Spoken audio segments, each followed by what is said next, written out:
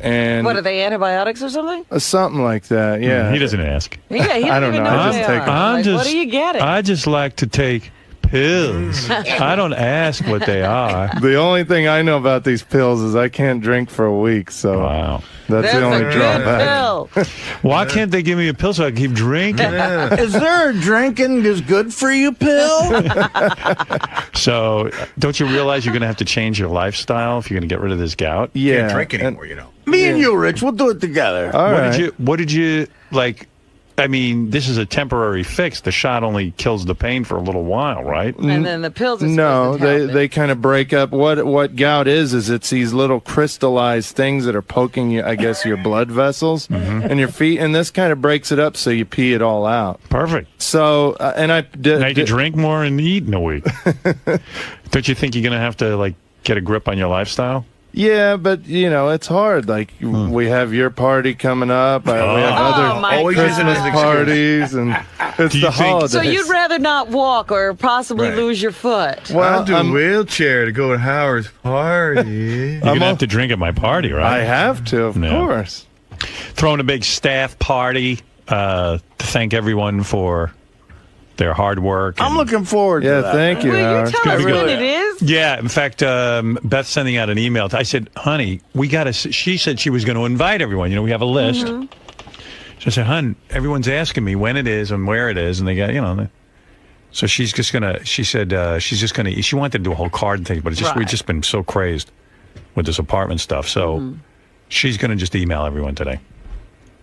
So, I don't right. know. Yeah, So you'll probably get it this morning. I got my invite last Oh, you did? night, Okay. yeah. All right. So it's probably in your email now. The place looks really nice. Yeah, it is a nice Oh, place. went it's on too the nice for website. you. I know. Too nice for Yeah, you. maybe you should stay home Any with your, place is too nice for with you. your gout. I have a question though. Open bar. And like I fixed no. I fixed the price per person with everyone, you know, so Wow, that's really I don't think generous. the guy who owns the restaurant realized Richard's coming. So Yeah, because he's going to lose money. do you have 14 bottles of champagne? That's generous, open bar, Do man. you have a I've been to Mega weddings that have that open Magnum? bar. Now, listen, I'm not gonna invite Yeah, people. but I mean, when you got Richard and a couple of other guys who are on this staff with an open bar, it's Yeah, ridiculous. can I just get the champagne a bottle at a time Right. instead of those little glasses? that's what I'm saying. You and Robin throw class shit. Yeah. You never have a bad time at some you or Robin throw. No, this will be good. Yeah, thank you for doing this. Great Howard. restaurant. Yeah, I can't tell you, wait to not walk again. Yeah, you'll probably be laid up right after the party. yeah, you're not going to restrain yourself at the party at all, are you? I will Even- because I know you guys will be watching me. No, so. I don't mean because of that. I mean because of your gout. Oh no. That would never Jesus. I mean, I think we have the next day off. So we're, Artie, do you ever go in your mind like, it's not fair. How come Richard can drink and I can't? Well, he really can't. Listen, I mean, well, yeah, Richard eventually is gonna, maybe wake up one day and go, I gotta stop drinking because it's affecting my life in a negative way. Yeah, you're discounting the gout, wetting himself, all of the crazy things, Right. throwing up. He's having a miserable time and he doesn't know it. it's hard though. Drinking is so much fun. I don't miss. Can't you just have a drinking few at all. drinks? No, he can't. No. I can a lot of I'll go out sometimes have a couple glasses of wine and that's Yeah, but it. you have those enormous And that's a margarita bad night. sombrero hat glasses I saw you with one time. Sal, is a it says man- here, Sal says he did not get an invite. He's upset. No, Sal, you're invited. I don't know why you didn't get an email. It's on its way. Yeah, they're probably sending them out separately. All. But- But I have a question about my invite too. What? It says holiday attire. Right. Does that mean like we wear Christmas sweaters and stuff? No, I don't know what that means. Beth put that on there. It means have fun. I have to Well, bring a tire. No, I don't mind. I actually have this Christmas vest that I bought at Yeah, where? Walmart. I'm That's going what to dress in an everyone- actual Walmart vest. tire. Yeah, bring in Christmas attire. It comes in a tire. In a tire. You don't believe in yourself, That's obviously. like I have a Leo ascending. So the website is there. It's not much to it yet, but if anyone wants to go, www.thevideocaddy.com. I remember when you started this idea, you had a full head of hair, so it's a long time ago. You really did. You really think you're a type A personality? Ah, shut up. All I meant was I'm not lazy at all. I know a He's lot not of a people. type A. A lot of you're people not a around. type A. I'm not sure he's dude. type B. I You think he guys might don't- be a C. He thinks he's type A. No, he's really not. He's called himself type A before. He's I not. am so much more type A than any of you guys. Oh, Yeah, that's who? not What true. are you talking about? Hey, come on. I don't think I'm not type A. I know I'm not. I'm not close. What to I meant was I work harder than anyone. I work harder than anyone I know, and that's it. That's all. Harder than Howard. Yeah. Yes. And when you go home, you work? Absolutely. Yeah, on the Xbox. Oh, he's playing games. Didn't he play all those stupid games? You know what I've been working on recently? What'd you do yesterday? I'll tell you my day yesterday. We'll see who's more type A. Okay. Right. All right. I mean, I'm not even trying to like kiss ass. I mean, it's like a fact. He's definitely like a type A guy. I don't see you as being. I worked here where I didn't stop once. I mean, it was a busy show. I'm trying to fix things back there that I haven't been working for 3 weeks now. You did your job. Yeah. No, I did my job ×2. All right. So that happens. Then I got home and I went golfing for 9 holes. 9 holes. Hold on. 9 holes. But then immediately I got home. Already you're to be. Immediately You're not type A, Scott. Immediately. And when you get to the video games, he sings. No. Then I got home and I started building my son's clubhouse, which I've been working on forever now. Oh, that's not type A. So type A people have servants to do that. Then I cooked dinner. Then that's not type A. It's you're busy with a lot of leisure stuff. That's not leisure. That's your lifestyle, dude. That's so not type A. Whatever. All I'm saying is I'm not lazy. I leave here. Artie, your day consists of working here for 4 hours, then you get home and watch television the whole day. I'm not saying I'm type A. Hold on a second. In 2 years, Artie put out a DVD and a full feature-length movie, and you're still 15 years on the video caddy. Yeah, Dude, I think we're a little different. I work harder than you in life. I think I do. I think you do, too. And I'm not a type A guy. Well, what'd you say? I think I work harder than you in life. You're crazy. Artie put out, first of all, he comes up with a whole stand-up act. He does a roast. He does Rescue Me. That's not heavy lifting, if you know what I mean. But he does jobs to make money outside of this work. I crossed he the could continent. not do it. He's out there every weekend working. Right. He's so much more type A than you. What are you doing on the weekend? Yeah. And I'm way more type A than you, and I don't really think I'm type A. All I'm saying is, I never said I was. All right. I'd like to take back. I am not type A, but I am not lazy. You're a broad. You type C. Are you going golfing today again? Yeah, type W. Yeah, I think I might. You're going golfing today and you're going to cook dinner. You know when he type A. Scott belong. He has like type A's would never go golfing and type A's would never cook dinner because they're too busy working. I'm developing my product. Yeah. When? We didn't hear a thing about it with your day. That's another thing. It's taking you too long. Yes. You missed it already. No, Mark, go ahead in Harrisburg, Pennsylvania. You're on the air. Hey, Howard, it's Mark, the patent attorney. Hey, this is so great. There's already a patent on what Scott's proposed. No, there's not. I looked into it, and let me tell you the patent number. Go ahead. 6142. What's the patent for? Go ahead. I'll read it. Various video camera supports for use in taping the swing of a golfer during real golf play are disclosed. The supports may be attached to a golf bag, a riding golf cart, or used with a hand-pulled golf cart. Wow. It's a clamp to which you bull crap. Because, first of all, I went to a patent attorney. What did the guy just tell you? I went to a patent This guy is a patent attorney. I went to a patent attorney. You've been working on for 11 years. It's owned by someone else. The guy told me the idea of holding a camera is already taken. That is not a patent that would hold up in any court. Well, I'll give you the patent I think number. you're making it up. I'll give you the patent number. You can look at it yourself. It's 61. Email it to me. 6142437. There it is. Go look for yourself if you think this guy's lying. What's a tripod then, you jerk off? I could take a tripod. Why is he a jerk off? Because he's lying. A clamp is already been invented. Give me Scott. You're putting down the guy that made a product. Shut up, Jason. Get out of here. Produced it, got it on TV to sell it, and now you're yelling at him? This guy's like light years ahead of you, dude. What if I invent radio with pictures and call it Radio Vision? I think whatever. It's a great product. No, that's for TV. It's a great product. I'm talking about Radio Vision. I'm talking about where you can actually see radio. Hey, that's a good idea. Okay? Good idea. Do you have a testimony from someone who bet, like you said, Will really was into it? And Will didn't come in to tell me how wonderful it was. Again. Benji looked it up. It was issued in the year 2000. Well, I searched way before that, so maybe I have a lawsuit there then. Lawsuit. As a friend, I hope it works for you. You put a lot of hard work in this. I'm trying to be supportive. Oh, yeah, you guys sound like it. No, I'm just saying. I'm happy for you. I mean, you were taking too long, Type A. You stop giving him credit for the hard work you put into this project. You got a vice clamp that you've been looking at for 15 years. You're going to come over here and do. Come on, Baldy. Unplug your Jason, I have this. Jason's a smart kid. I don't know. His agenda is, I don't think you guys are friends. It seems to be personal, is my point. Like, if he is a friend, he's not being supportive. Well, he's trying to tell him that maybe he's wasting his time. Just move on. I think he's making fun of him. Don't worry about What are me. you going to move on to? That's the problem. Move on to what? What is he moving on? Look at this guy. He's going to invent a ladder next. Oh, boy. You see that punch? Two nerds fighting. One nerd. Dude, I had this offer out. Anytime you want to box, I'll tie one arm behind my back and I'll take you down. Wow. Okay? What? We could do that the same day me and Aaron have the 2-on-1 basketball. Anyway, here is the patent on the... Oh, that looks great. This is yours, Scott? No, this is the other guy. The other guy. Look, there it is. There's a clamp on a golf bag. I'll have to do some more research. This guy was clearly type A. But look, the bottom line... The bottom line is I have a product that I love. The type A discussion is what I love with Scott. I love breaking his balls. Scott really thinks he's the hardest working person here out of everybody. No, he's not. He leaves at 12. He goes play golf all afternoon, but he works the hardest. While I'm here. No, I Why? He keeps qualifying.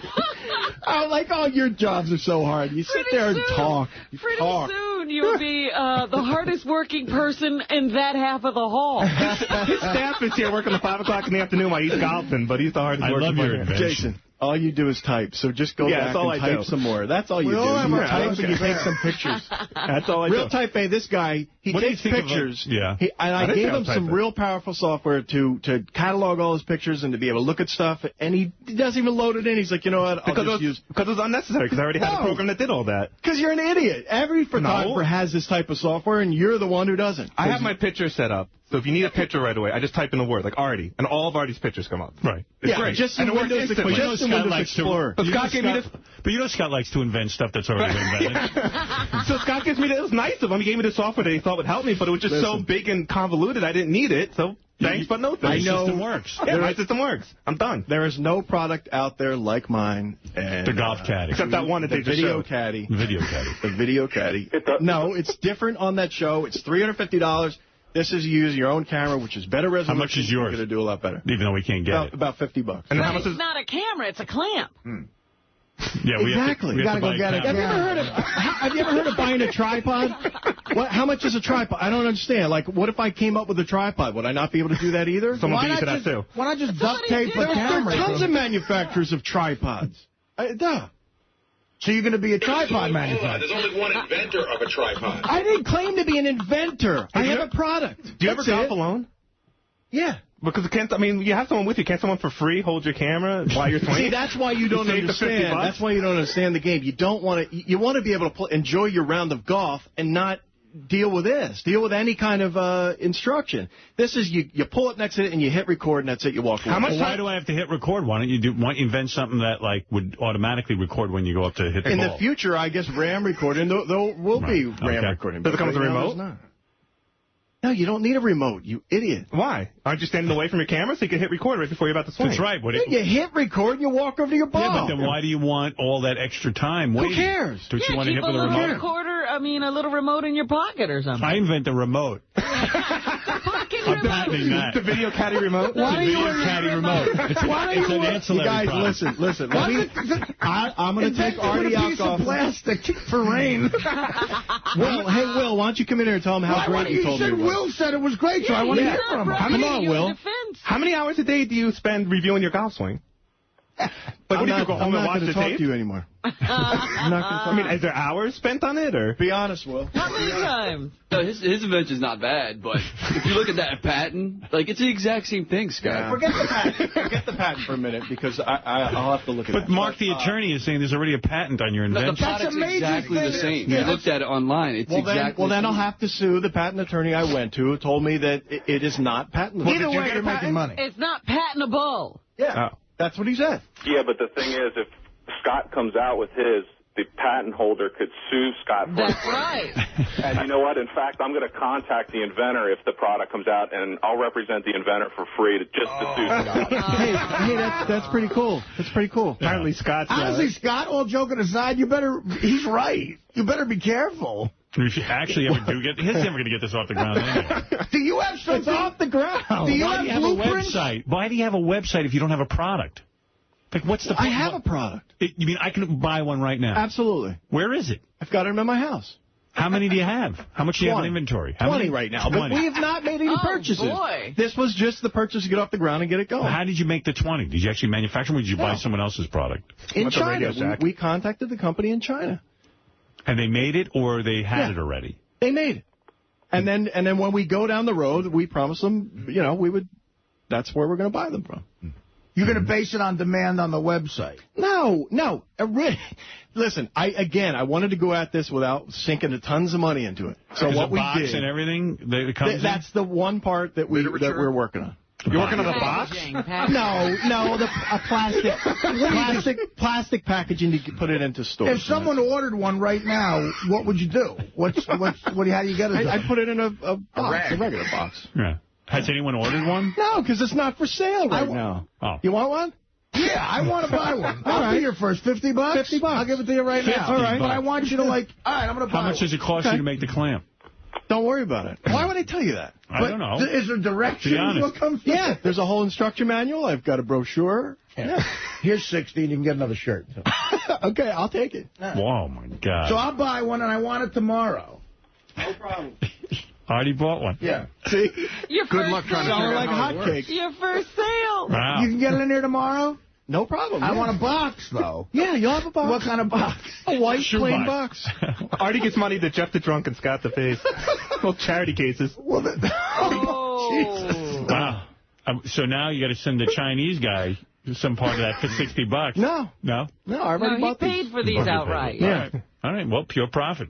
Exactly. Well, hey, congratulations. So now, wait a minute. So now that I bought this and didn't buy the other guy's thing, sir, does that guy have a lawsuit now against me? Now, what about that weird... Now, what if Artie's camera doesn't fit? How do you know the clamp will hold Artie's doesn't camera? have a camera. Yeah, I got to go get a camera. And go golfing. I got to get a golf cart. This is just costing you money. You're an idiot. If I have a caddy, can I clamp it to the caddy? No refunds for you. Wow. No, I won't. I don't want a refund. I just want to see what you bring this in tomorrow. No problem. Scott, don't forget to file taxes on that sale, by the way. You don't want to just pocket Jason, cash. you know what, dude? Now I don't want to it's get you in becoming trouble. not funny. I just wanted you to get in trouble. Get out of here. Go ahead. Why don't you invent something that keeps Jason out of the studio? Yeah. Hey, so honestly, I wonder if, clearly I bought from you and I didn't buy from the other guy who has a patent, so you better be careful. Yeah. Well, Mark, thank you on the phone. Hey, I'm still waiting to hear from Artie on getting the ArtieLang.com back for him. I offered to do that a couple times on the air. Yeah, he wants it. I got to get his authorization, though. All right. Okay, I'll call you. Okay, Artie. Well, why don't you call him? Don't you want ArtieLang.com? I do. Yeah, all right, fine. I just forgot to call him. I don't know. I would do it for free. All right, thanks. That's pretty Only nice. if you don't sue Scott. I feel bad for Scott. I don't want him to get sued. Nope, believe me, I wouldn't worry about it. He's never coming out with anything. Exactly. All right, thank you, Mark. I don't want to see Scott sued. The website is there. If you want to put me on hold, Howard, I'll give the guys my number. All right, hold on. Now, you're a dick. Just trying to help you out, dude. Oh, yeah. You waited around till somebody patented your idea. Hey, You know Dominic, what's up? Well, first of all, now that he sold one, the lawsuit is for the value of developing the first product that has the patent. That's part of the damages. And in Japan, they sold 20 million of these, and it comes with a hat with a price tag. What? You understand what he's saying? A hat with a price tag. I don't know. Don't you remember Caddyshack? The Japanese all run around with the hat. And I got to go. Thank Your you, Dominic. jokes are horrible. Wow. Jesus. Yeah, Ralph, go ahead. First of all, Scott doesn't even believe in his own product, or he would have made some of them. Right. It's not true. It's not true. You got one I am foot going in. to make a Actually, bunch that's of a decent point Ralph's making, because it doesn't sound like you're that committed to it either. Yeah, you're like, maybe we'll make one, and maybe we'll make a box if somebody orders it. And why is it so narrowcast? Why don't you make something called, here's what you should do, Scott. Make the sports caddy, and then you could videotape your baseball swing and your bowling. Go ahead. You make that. I'll stick to the video caddy. Oh, that's interesting. No, it's not. That's a tripod, you dummy. That already exists. The reason for the clamp is... It's a tripod that already exists, dummy. That's why... You don't want to bring a tripod on a golf cart with you. It'll fall over and be, annoying. This is, you clamp it, you walk over, and that's it. You don't have to touch it. They make tripods that clamp onto anything now, Scott. You missed it by 20 years. No, they don't. They make like it wraps around anything. I have one for my video camera. You can wrap it around a tree. I really think they do, Scott. I do too. No. Whatever. You know what? You can buy a pizza or you can make one at home. So buy the video caddy. All right. Thank you, Ralph. Is that the slogan? Is that from your years in the pizza business? You got a point there. You can buy frozen pizza. Exactly. But, you know, or you Ralph, can make it yourself. Ralph makes the point that if you can buy a tripod that wraps around anything, why not buy mine? Why would you buy the video caddy that can only wrap around the golf cart? Listen, because maybe you just want to have you don't want it to use it anywhere else. First of all, there is none that wrap around. What is it, Velcro? Oh, yeah, that's going to hold on to the steering column. It's like a bunch of little segmented balls, and it's like a tripod, and it wraps around anything. I have one for. And it probably won't hold up to driving a golf cart. Hey, Ralph, if you can, try to get that thing here tomorrow, and I'll compare it to Yeah, we'll Scott. see which is better. Guys, hey, thanks for the support, Artie. What's going on? I just bought one. You should be fucking kissing my ass. I supported your movie when it came out. I go, what is this? What are you doing? I just bought. You didn't pay to see my movie. I just bought you. The thing Ralph talking about sucks. That's what we're hoping. Scott, honestly, if you don't want me to do the comparison, that's fine. But you should bring it in. That's fine. Yeah. You know what? You're right. You're absolutely right. The guy with the Gibson knife was like, bring on any knife. Bring it in. You know what it is? Somewhere in the back of Scott's mind, he's envisioned millions of dollars and retirement. And like now you guys are crushing his dreams. He's like Norton. Yeah, he's like, I was going to be a multi-millionaire. Yeah, he's more like Ralph. All those guys would have to do is say how cool it is, and I'd have millions of dollars. But Howard, this is something. Remember, you guys are the biggest like dicks in the world. I know. He's been talking about this for 20 years. So why haven't you made them, Scott? Ralph, I don't answer to you. I do have listen. I came up with this. I did come up with this 15 years ago. You know it's Shut up. I'm answering your question, you fuckhead. So 15 years ago, I came up with it, and then I did everything but marketing because I didn't really know anything about marketing. So I sort of just sat on it. About 3 years ago, I was golfing with a guy, and I brought it out because I was using it, and this guy said, this is great, and then we started, and it spurred my interest, and now we're doing it again. And so that's the whole... In 15 years, you could have gotten 4 marketing degrees at college. All right. Thank you, Ralph. Thank you, Scott DePace. Good luck with the video camera. Oh, yeah. Thanks. Go to Howard, go to the website that you can't click through. It's just a picture of the dumb thing. That's because we have a guy doing the website for free. We're all out there looking at that patent that other guy called up about that goes on the golf cart. We all feel really bad for him because it's his thing. Patented before him. Howard? But you know what? Sorry, Fred. I do have one question for Scott, because you keep knocking the tripod. Someone sent an email about, like, the UltraPod, which is a really tiny tabletop pod that you can use for $18.95.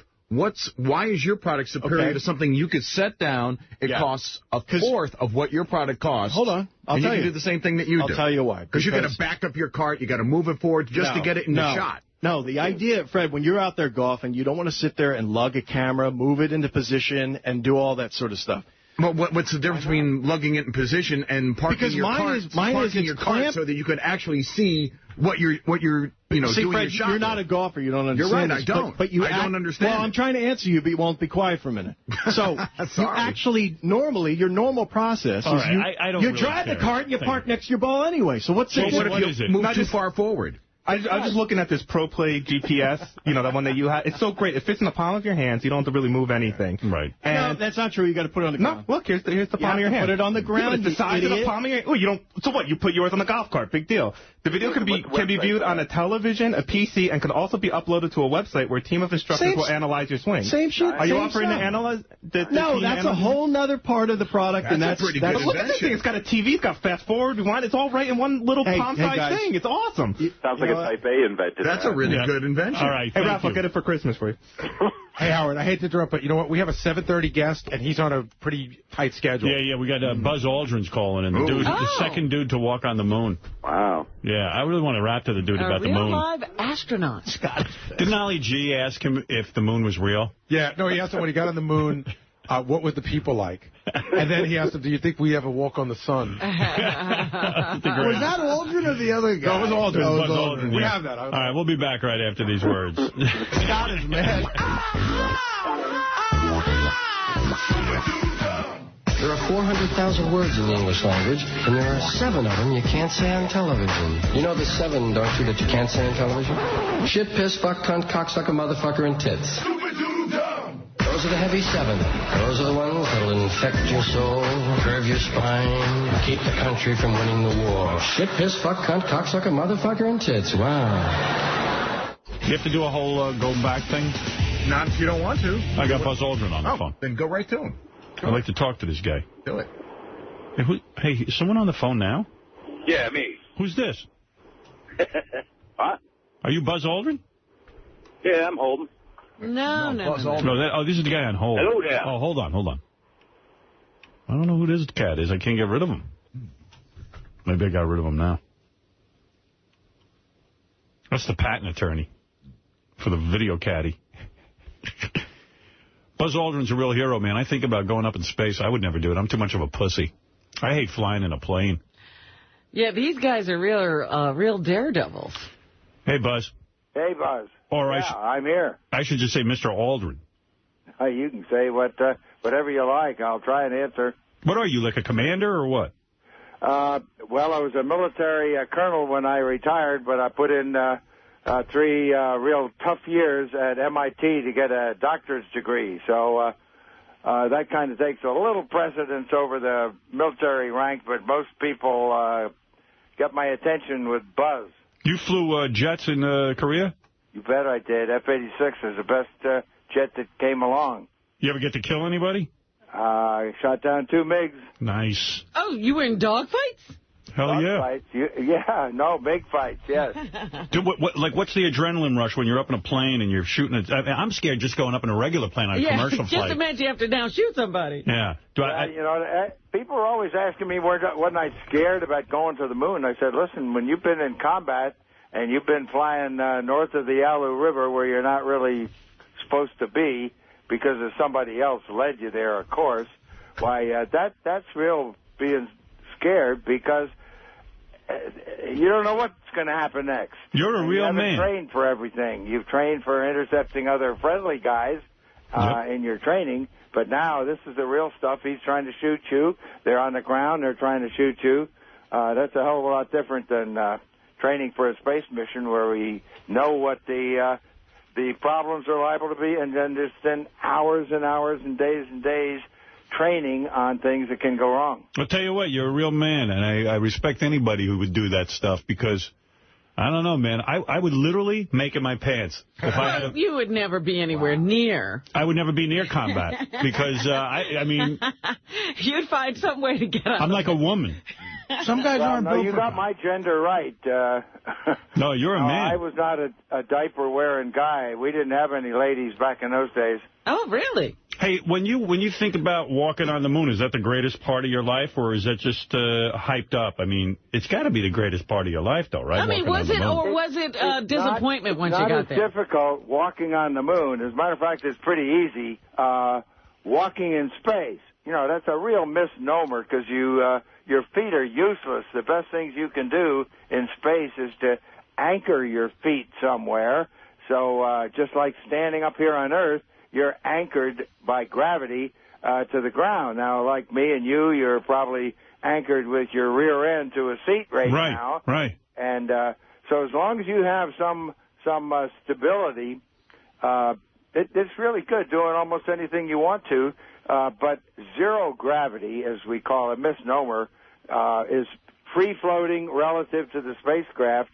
And when you're on the moon, the gravity that's lower and the spacesuit makes everything look like it's going in slow motion. Hey, you know when Ali G did that whole bit where he asked you about living on this, like, do you think we could live on the sun and all that? Yeah, right. You like that clip, or are you pissed off at the cat? I had no idea that my office had made an arrangement for somebody. As a matter of fact, I'd never seen him before on television. Right. And all of a sudden, on the 7th floor of this nice, beautiful condo on Wilshire Boulevard, this crazy-looking guy answers the door in a yellow suit and a hat and throwing his 2 fingers around. Yeah, I thought you were going to kill him, maybe. No. You know the guy that had accusing us of having a hoax on the moon, wanted me to swear on the Bible that we went to the moon. I poked him. Yeah, does that piss you off when people say they don't believe that we ever landed on the moon, that it was all staged by NASA? I mean, that's... Not really, Howard, because, they're not going to change their mind. They're looking for their 15 minutes of attention. Right. And they're certainly not going to give way a little bit. On one particular program, the guy said, well, we don't think you went to the moon because, in Hiroshima, when that atom bomb went off, why the skin was peeling off people's faces and everything, and you guys looked pretty good when you came back. So obviously you did not go through those radiation belts, those Van Allen belts, and going to the moon. Now, the best answer is from a guy who you've probably heard his name before, Michael Medved. Yeah. Yeah, anyway, he says, ask the Russians. Hey, you know what? The Russians could track us, and if anybody was going to call our bluff, it had been the Russians because we were racing them to the moon. Something pisses me off because I always felt... Okay. Let me tell you about this, and Buzz is calling in for a reason, and I'll get to it.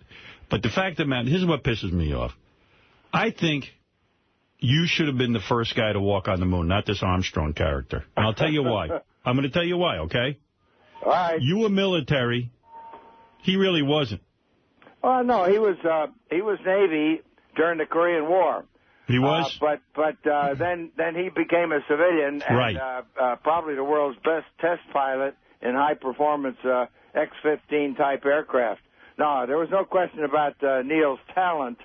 The only contention was that there were so many things that he had to train for on that very first landing on the moon. And the landing clearly was the most important thing. Walking out that spacecraft, that was easy to do. But the surface activities could have been something that could have eased the workload on him by making them more for the person who was kind of the co-pilot. See, NASA doesn't like the term co-pilot, so they use commander. I just felt you should have been the first guy to walk on the moon, honestly. I really do, because of your military background. Yeah, and well, your I service. understand, and I'm real proud of that. To me, you're the first guy to walk on the moon because of your service. See? That's what I say. Don't get me into trouble with these other guys, though. All right, well, hey, let me ask you something, though.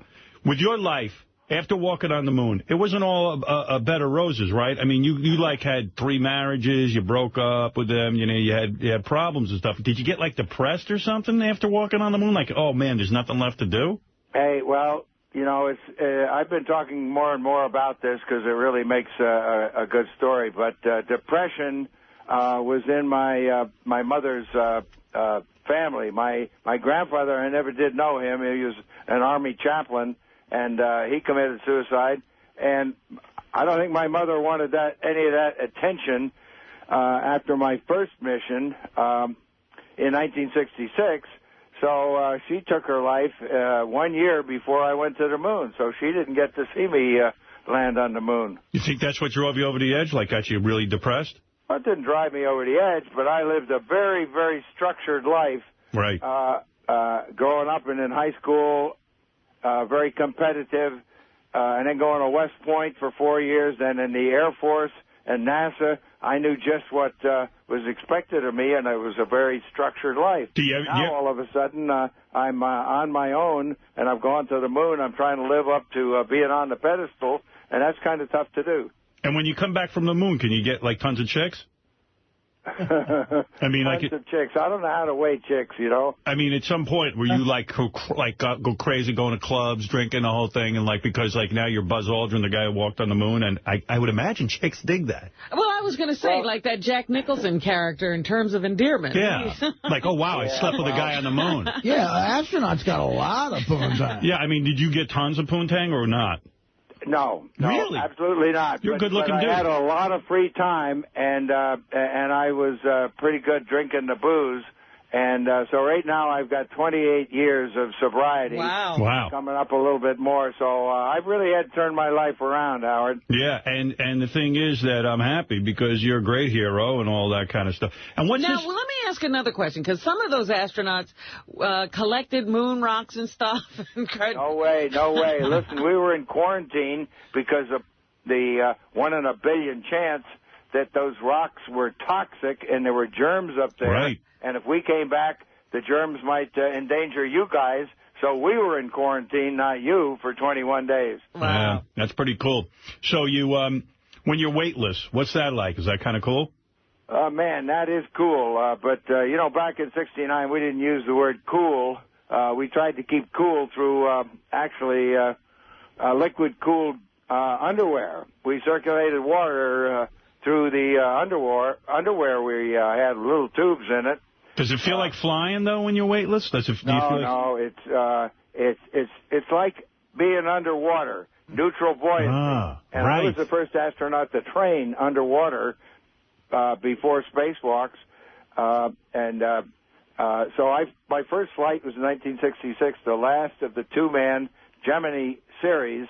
I flew with Jim Lovell and was able to set a record for spacewalking of 5.5 hours, and gave us the confidence to go ahead and plan on going to the moon, because now we knew how to control our body without overheating and sweating and visor fogging up.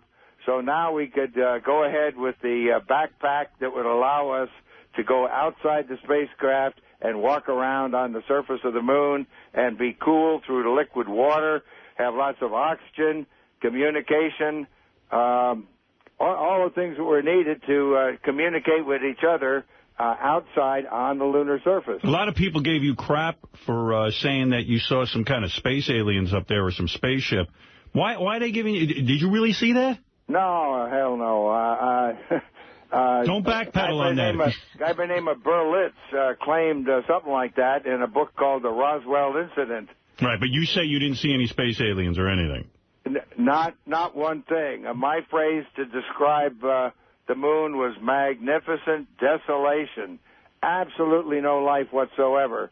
We don't have time for it now, but I discussed on the Larry King show a couple of weeks ago a light that appeared to be following us, but it was 99.99%. One of the 4 panels that came off when we separated, turned around and docked with the lander, and separated from the upper stage rocket. Wow, I can't believe you didn't get laid after coming back from space. I didn't say that. Yeah, but I mean, you should have had tons of girls. You missed out. You missed out, my friend. It was the time of free love. Absolutely. Look, Buzz Aldrin is promoting 3 days, 2 nights. And by the way, here's a bit of trivia for you. Buzz Aldrin's name is not Buzz. Well, that is a nickname. Oh, yes, it is. No, now, well, legally, but 20 years ago, I went to court. Yeah, what was your real name? Well, I was a junior. Edwin Eugene Aldrin, Jr. And you changed it legally to Buzz. Yeah, because, after my father... people called me Buzz when I was 2 years old on. That's all I ever responded to. But the old man, maybe psychologically, you had to throw him away because the old man probably pressured you a lot to do military service. No. People got the wrong impression out of that. He wanted me to go into bombers, and I said, hell no, I want to get in fighters. There's a lot more fun over there. He said, well, why don't you stay in air defense? And I said, no, there's a Korean War going on. I want to get over there and learn how to be a real fighter pilot. Man, meanwhile, you outstripped the old man anyway. You walked on the moon, he didn't. So, for all his hassling and all that, you know what? Listen, there was no outstripping. This guy was a wonder. My father was, and he was an early pioneer, and he met my mother over in the Philippines, and her name was Marion Moon. Did you know that? No, I didn't know that. Oh, yeah. Hey, Moon was in your future. And Mr. Aldrin, let me ask you something. You're a great hero and everything. What is this with the tabloids with you getting a facelift? You don't need a facelift. You're a good-looking man. Listen, I'm in La La Land. Right. And I had a slight drooping jaw. Chin, Yeah, but you're a man. Who cares what you look like? You're a handsome dude. My wife does. I have a trophy wife. She happens to be exactly my age, but she looks so young. Is your wife pressured you to look a little better? You're trying to keep up with her, huh? Oh, man. I'm vain just like you are, Howard. I just don't have hair quite as long. Yeah, believe me, I had a little work done. I confessed to it myself. I did. Oh, all right. I shaved a little off the chin and the schnoz. You know what I'm saying? That's okay. You can do that. Yeah. Well, I'll tell you what. You're a great American hero. Buzz Aldrin's promoting 3 days, 2 nights stay in Orlando. What's this all about? You got some kind of... Well, there's a company called Consolidated that has developed a lot of places to stay in Las Vegas, and that's where they're headquartered. And they have a lot of places over in Hawaii. And now they've taken over some wonderful locations in Orlando. So, courtesy of Villas at Regal Palms, they're offering 3-day, 2-night complimentary stay at an Orlando hotel. All right, let me get this straight. You're telling me if I call a phone number, that's right, I could get free visit to Orlando, Florida for 3 days and 2 nights? No, I said you could get complimentary at a hotel. Complimentary hotel. That's not a free you may trip. have to walk there. You may have to drive there. You got to get to Orlando. What I got to do for that, though? Do I have to sit through a seminar or anything? No, all you got to do is call one telephone number. Go ahead. And talk to the guy there, and that phone number is 866-67-GO-WIN. And what do you got to 866 Go-WIN. 866-67-GO-WIN. I do that. I call that number, and they'll give me free hotel over in Orlando. Yeah, and if you do that in the next 15 minutes, they'll throw in a couple of tickets to some Orlando attraction. Now, all of this is for the first 100 callers. Really? Man, this is a good deal. I've been there. I've stayed there. It's outstanding. They got good food? Well, yeah, they got good food. Yeah, nice bed? Sure, they got a nice bed, Ed. They got quite a few beds. Yeah, maybe I'll bring a broad down there. We'll see what happens. Might not be a bad idea, Howard. Hey, Buzz, I'm sorry. Go ahead, Artie. I was going to say, Buzz, I don't know if you realize this, but if you had gone to the moon today, they've invented something that would clamp right onto your capsule, and you could have videotaped yourself. Right. That's cool. Yeah, we have one if you want. That's really Big Brother. $50. Do you golf? Oh, believe it or not, I only wanted to do things that I could really win at. So I was not much of a golfer. I gave it a try and just could not find any consistency. But I decided to take up skiing at age 50. No kidding. And I'm pretty good right now for 77. You ever get to New York? Well, I don't ski in New York. No, but do you ever get to New York? Well, sure I do. You're a real man. I'll take you out, man. We'll go down to Scores. We'll see some broads. Yeah. Me and you, right? And we'll talk about the moon. Bring Lois along? Bring Lois? Hell, we'll get her in the room. Yeah, she has... Would she ever go for women? Follow me everywhere I go. Would Lois ever get it on with another woman with you in the room? No, I do not think so. Well, back in the day, though, wait a second, though. What year? She is from a very outstanding Mormon family. Oh. Mormon? She got magic underwear. She got magic underwear? I never heard of that. Oh, yeah. Come on, you know those Mormons You know wear what we're magic talking underwear. about. They got lucky underwear. You know what, Buzz? We'll take you to Scores. We'll show you a moon you want to walk on. You're not kidding. We'll show you a full moon. Yeah. Hey, Buzz. Yes. So you mean to tell me, back in the day, what year did you walk on the moon? July 20th, 1969. All right. The 60s. You're telling me, you being a hero, and you were single for a while, you're telling me you never had 2 broads at once? That's correct. I can't recall that. Free love. I don't believe that. And when you were in your binge stage, like when you were depressed and you were drinking and stuff, did you ever do any harder stuff? Did you ever do like coke or heroin or anything? No, never did any of that. That's where I was kind of naive about things like that. You ever smoke weed? I was a pipe smoker. You can't imagine a guy with a doctorate from MIT. You never smoke weed? No. Never? No, I'm sorry. No kidding? Nuh-uh. Well, don't apologize. Don't apologize. You're smart not to, believe or me. maybe he's saying, I'm sorry, I missed that. Oh, are you sorry? Well, maybe. That may be. No, that was a different generation. And stingers and scotch on the rocks. Eventually you end up with vodka, you know. Yeah, I know that feeling. You know what? But it was not an easy thing. Do you hate over. Neil Armstrong? It's relatively easy now. Why would he hate Neil? Do you hate Neil Armstrong? You don't get together with him and party or anything. Heavens, no. I call him on the phone. We get together frequently. It's usually my initiation. But he's just naturally that way. He's just a little bit quiet. He's got a younger wife now. No kidding. I think she's getting him out, moving him around. Right. And they'll get you out and walk you Those around. young wives will get you moving. Now, is he jealous of the space shuttle astronauts? Does he still wish he could go? No. But he fancies himself, I think, as Mr. Aviation. Yeah, well. He's more of a flyer with a background of airplanes and testing airplanes. And then, because of his great talent, he got into the space program and then was in the right place at the right time, just like I was. You seem like a good dude, man, I'll tell you. I like you. Dude, yeah. Yeah, we'll get you down there at Scores. When you come to New York, you get in touch with Howard Stern. You understand? All right, you give me that phone number again. It's, all right. It's 866-67-GO-WIN. 67-GO-WIN. Yeah, get yourself a free hotel over there in Orlando. It sounds like a good deal. Yeah. And by the way, check out Buzz at buzzaldrin.com. What goes on over there? You selling anything? Yeah, I have also a nonprofit coming up called sharespace.org. But buzzaldrin.com is pretty cool, and I'm into new spacecraft that could replace the space shuttle when we have to retire it in 2010. And I'm into developing lotteries so that people who want to fly maybe with Richard Branson and do suborbital or eventually orbital flight might be able to win one of my lottery-like selections. But it's not gambling. You either use it or lose it. What do you say to pussies like me who are afraid to get even on an airplane? How do you overcome that? What's the best way to get past that? I fly now, but it's usually first class. Yeah, you don't fly your own plane? You don't have a jet?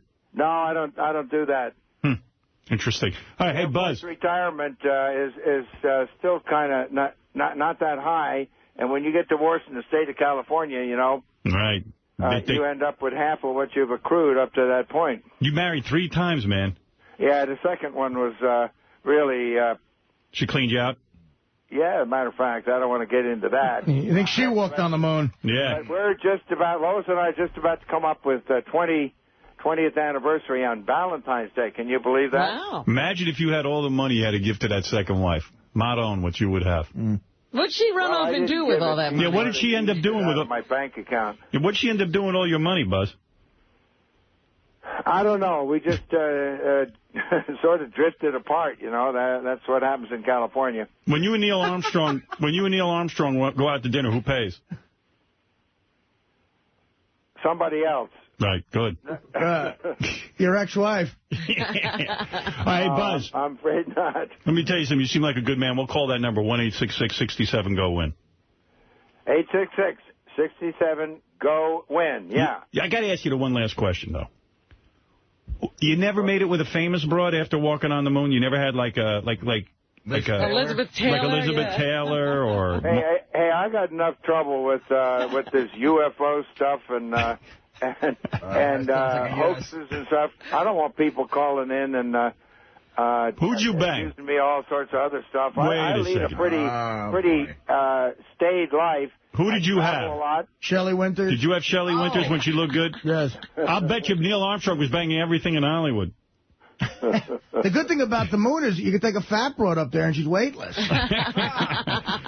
But seriously. Yeah, but you'd always like to come back home again. Like the big star of the day was like Goldie Hawn or one of these chicks. I mean, you mean to tell me they weren't like blown out? There's Buzz Aldrin, good-looking Buzz. Not even Carol Burnett called? Yeah, like you couldn't even get Carol Burnett? Hey, listen, free nose job? When we came back, we were in quarantine, then we had to go out. This is during the late 60s and 70s. And believe it or not, one of the first big places we went to was at a university, and the students were demonstrating, and they threw eggs at us. Oh. Can I tell you something? Did you hear me? Yeah, I heard you. That's horrible. Part of the establishment. Let me tell you something. Go ahead. That's the reason I think they didn't choose you to be the first guy to walk on the moon. Because you were almost hit Neil, too. Because you were military at the time. And everyone was worried. During the Vietnam War, people were treating the military like garbage. And I think they did that because they were afraid to have... Isn't that a shame? You know, we're going to be living with the aftermath of Vietnam in this country for a long, long time. Right. Yeah, it's too bad. By the way, Howard and Fred are sorry for throwing those eggs at you. Yeah, we were goofing around, that's all. Nah, man, I know you're a hero, and I respect the military and what they do. And what about Iraq? We got to get out of there, right? What do you think?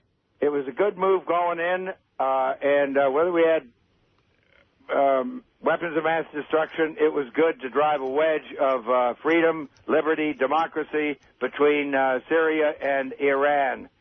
And we just didn't put enough people in there to close it, but I think we're beginning to do the right thing. Man, if we pulled out of there now, it would be chaos. It's chaos anyway, though.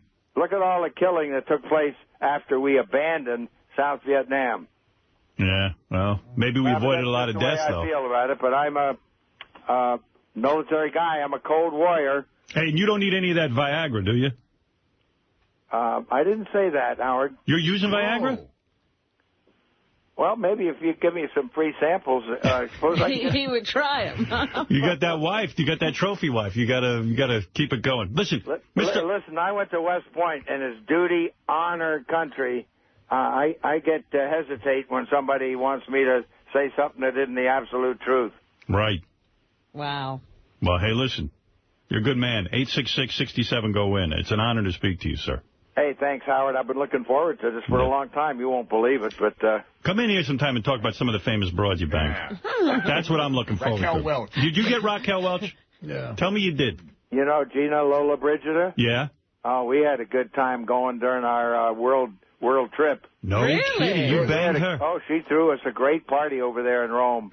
In other words, you got back from the moon, she threw you a party, and you had sex with Gina Lola Brigida. I did not say that. Come on. And around the world trip, she threw us a party for the probably got a hand job. Around the world. You went around the world, huh?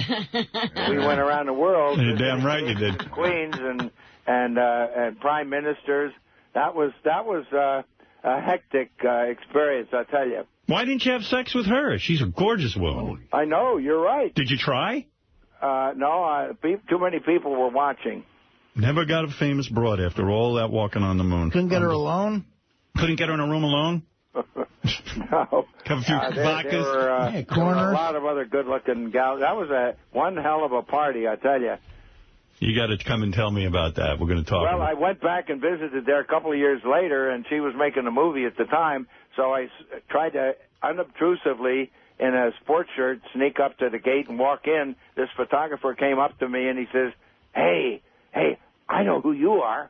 You're Neil Armstrong. Oh. And I mumbled to myself, that's his problem, not mine.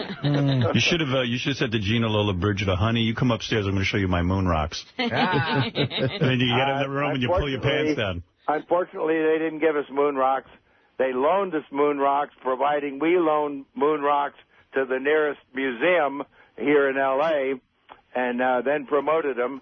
So there's a little piece of the moon down there that was loaned to Buzz Aldrin. It's now loaned to the visitors to the Science Museum here in Los Angeles. Do you think there's life on other planets? I don't know. With the vast billions of stars out there and the billions of galaxies, there's got to be some place that will support life that once it gets started, it will flourish. It won't look like you and me, though. It'll be entirely different. Good. And Yeah, it'll be it looks so like damn me. far away that it's only one-way communication that we'll have. Interesting. All right, hey, listen, I'll let you go. 1-866-67-GO-WIN is Buzz Aldrin promoting 3 days, 2 nights stay in Orlando, and you can go to buzzaldrin.com. Hey, nice talking to you. Real honor. Hey, I enjoyed it, Howard. Real really cool. did. Thanks, Buzz. Okay, thank Later. you. Bye. Bye. It's a cool dude. I saw this thing in a tabloid where Buzz got a facelift. They got pictures of him. Really? Yeah, it was like... Does he look good? No, well, they got him coming right out of the hospital. And he was wearing a shower cap, and he's like, he looks like Yoko, actually. And I'm like, poor Buzz, you know? Why'd they do that to him? Motherfuckers. Yeah, can't a guy get a facelift without being caught coming out of the hospital? Yeah. Guy's a national hero and goes for a little nip and tuck, and they get him. They must have cameras right outside every plastic surgeon. Yeah, I think they're just mounted there. Yeah. See, it was his wife. She didn't like the skin hanging off his chin. Ah. Son of a bitch. He seems like a good dude, man. Never got laid by famous women. I figured these guys walk in space, and it's a whole big deal. Then the floodgates open. Huh? Yeah, I mean, it's not a big deal anymore, but back then it was a big deal. Oh, they didn't even know if they could get there. They were on a can sitting on a rocket. I got to play that Ollie G. I mean, Steve-O gets everyone. He just, he pulls his pants down. And Dane Cook. He puts his dick in a mousetrap. Dane Cook gets everybody. Yeah. Hey, where's that Buzz Aldrin clip where... JD page 1 in light blue upper left-hand corner. This is great. Here's Buzz with Ollie G. Booyakasha. Check it out. I is here with none other than my main man, Buzz Aldrin. I know this is a sensitive question, but what was it like not being the first man on the moon? Was you ever jealous of Louis Armstrong? It was Neil Armstrong, and no, I was not jealous. He was a very, very qualified person. Yeah. So, when you arrived on the moon, was the people who lived there very friendly, or was they scared of you? There was absolutely no thought of encountering any living being whatsoever. Do you think man will ever walk on the sun? No. The sun is too hot. It is not a good place to go to. What happens if they went in winter when the sun is cold? The sun is not cold in the winter. We know you've been asked this a zillion times. It must really get on your tits being asked it. But let's just sort it out. What do you say to all those conspiracy theorists who come up to you and say, does the moon really exist? I don't think there are very many people who question whether the moon exists. It exists. And all right, you was heard it here. It does exist. So all those people out there who were saying it don't, you was wrong. That's right. The moon does exist, and we went there. Yo, listen up. But how do they really know what exists and what is the conspiracy things? Because I know I have seen a picture of J-Lo with two, massive Jesus dongs there, and apparently it weren't true. I haven't seen those pictures. Well, you should check them out. It's amazing. Is you upset that Michael Jackson got all the credit for inventing the moonwalk, but you was the first geezer ever to actually do it? No. You can call things by different names, and you can use the moon or Mars or Venus, and you could say this is the Venus trot. But that doesn't mean that it has any connection to what it would be like for a horse moving on Venus. Yeah. The horse could trot on Venus, right? Well, it's very, very high. There's horse on Venus. No. I'm just, neither is Michael Jackson on the moon. I've got a joke about space. You want to hear it? There's a monster from outer space who is going on a trip around the universe, and him goes to the travel booker to book like a hotel on the moon, and the travel booker goes, you can't go to that hotel because the moon is full. That's pretty good. That is so wicked. That's wicked.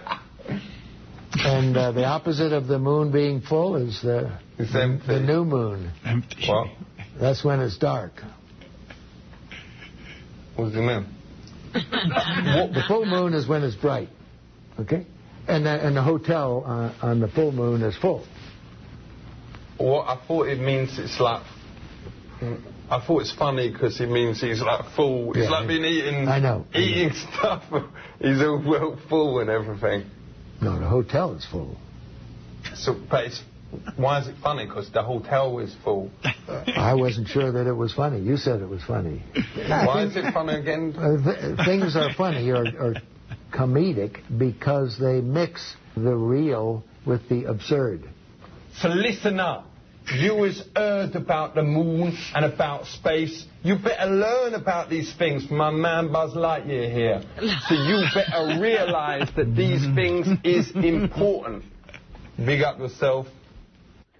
It's such a great interview. Buzz Lightyear. Yeah. It's great that he got Buzz Aldrin to explain exactly why that clip's funny. The real with the absurd. The Buzz.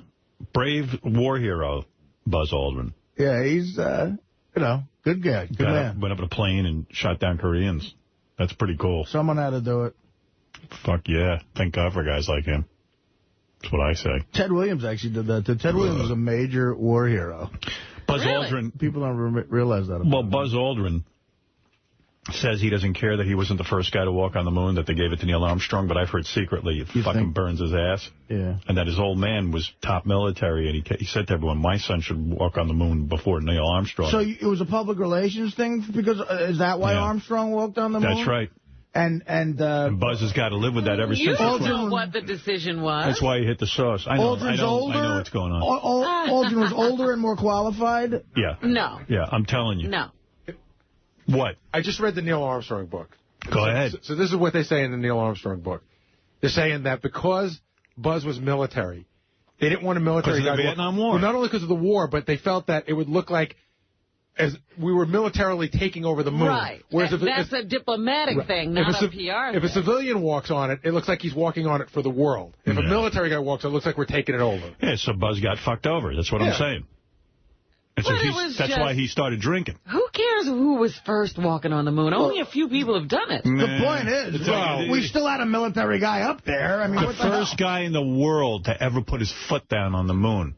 Do you want to be that guy, or do you want to be the second fucking guy? I want to be any of them. No.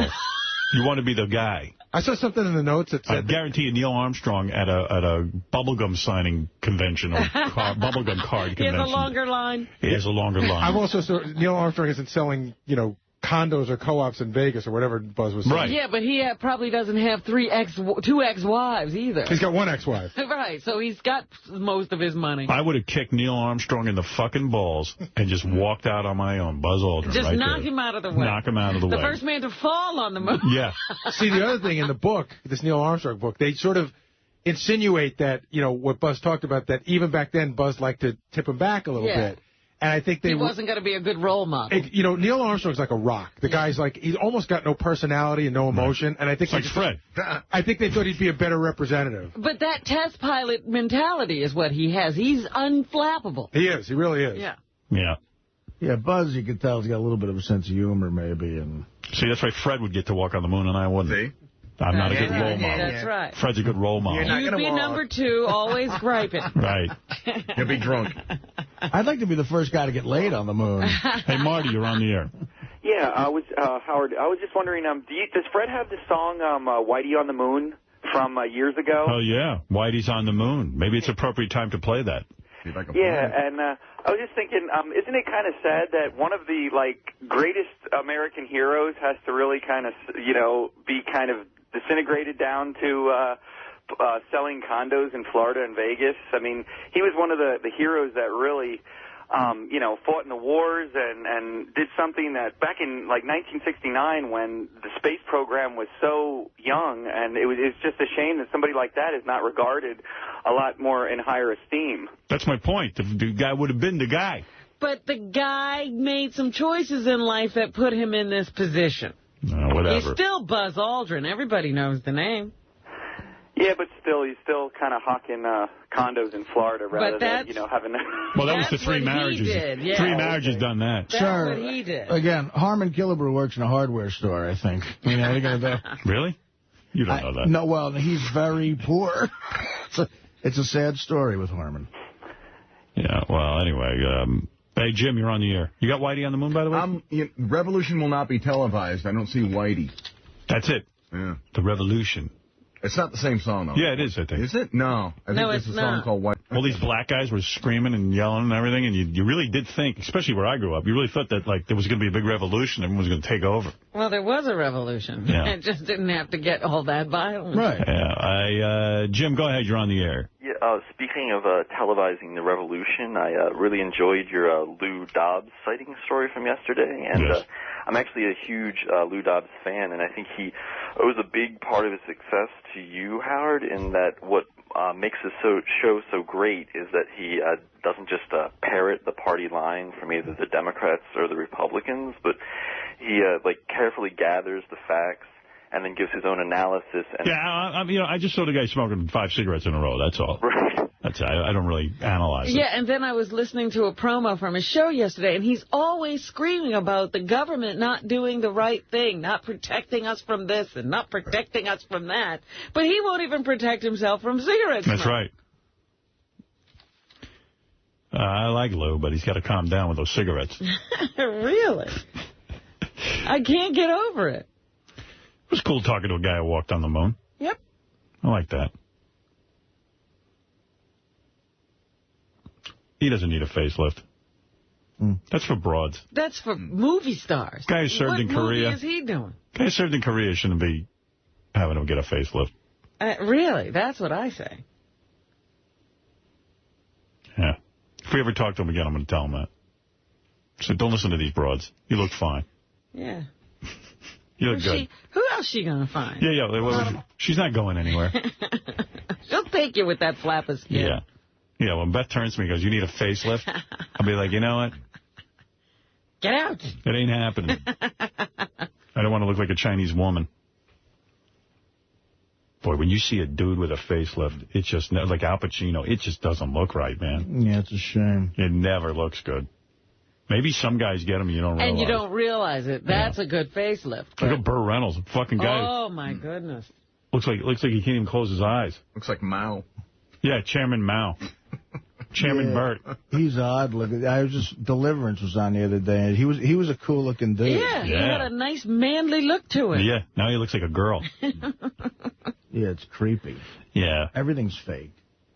Yeah, guys can have the wrinkles. Broads is another story. Although you see some of these broads with the face pulled back. It's downright scary. Some of them do get a good facelift. But then they go too far. They always go that bit too far. They go back for the second one. Yeah.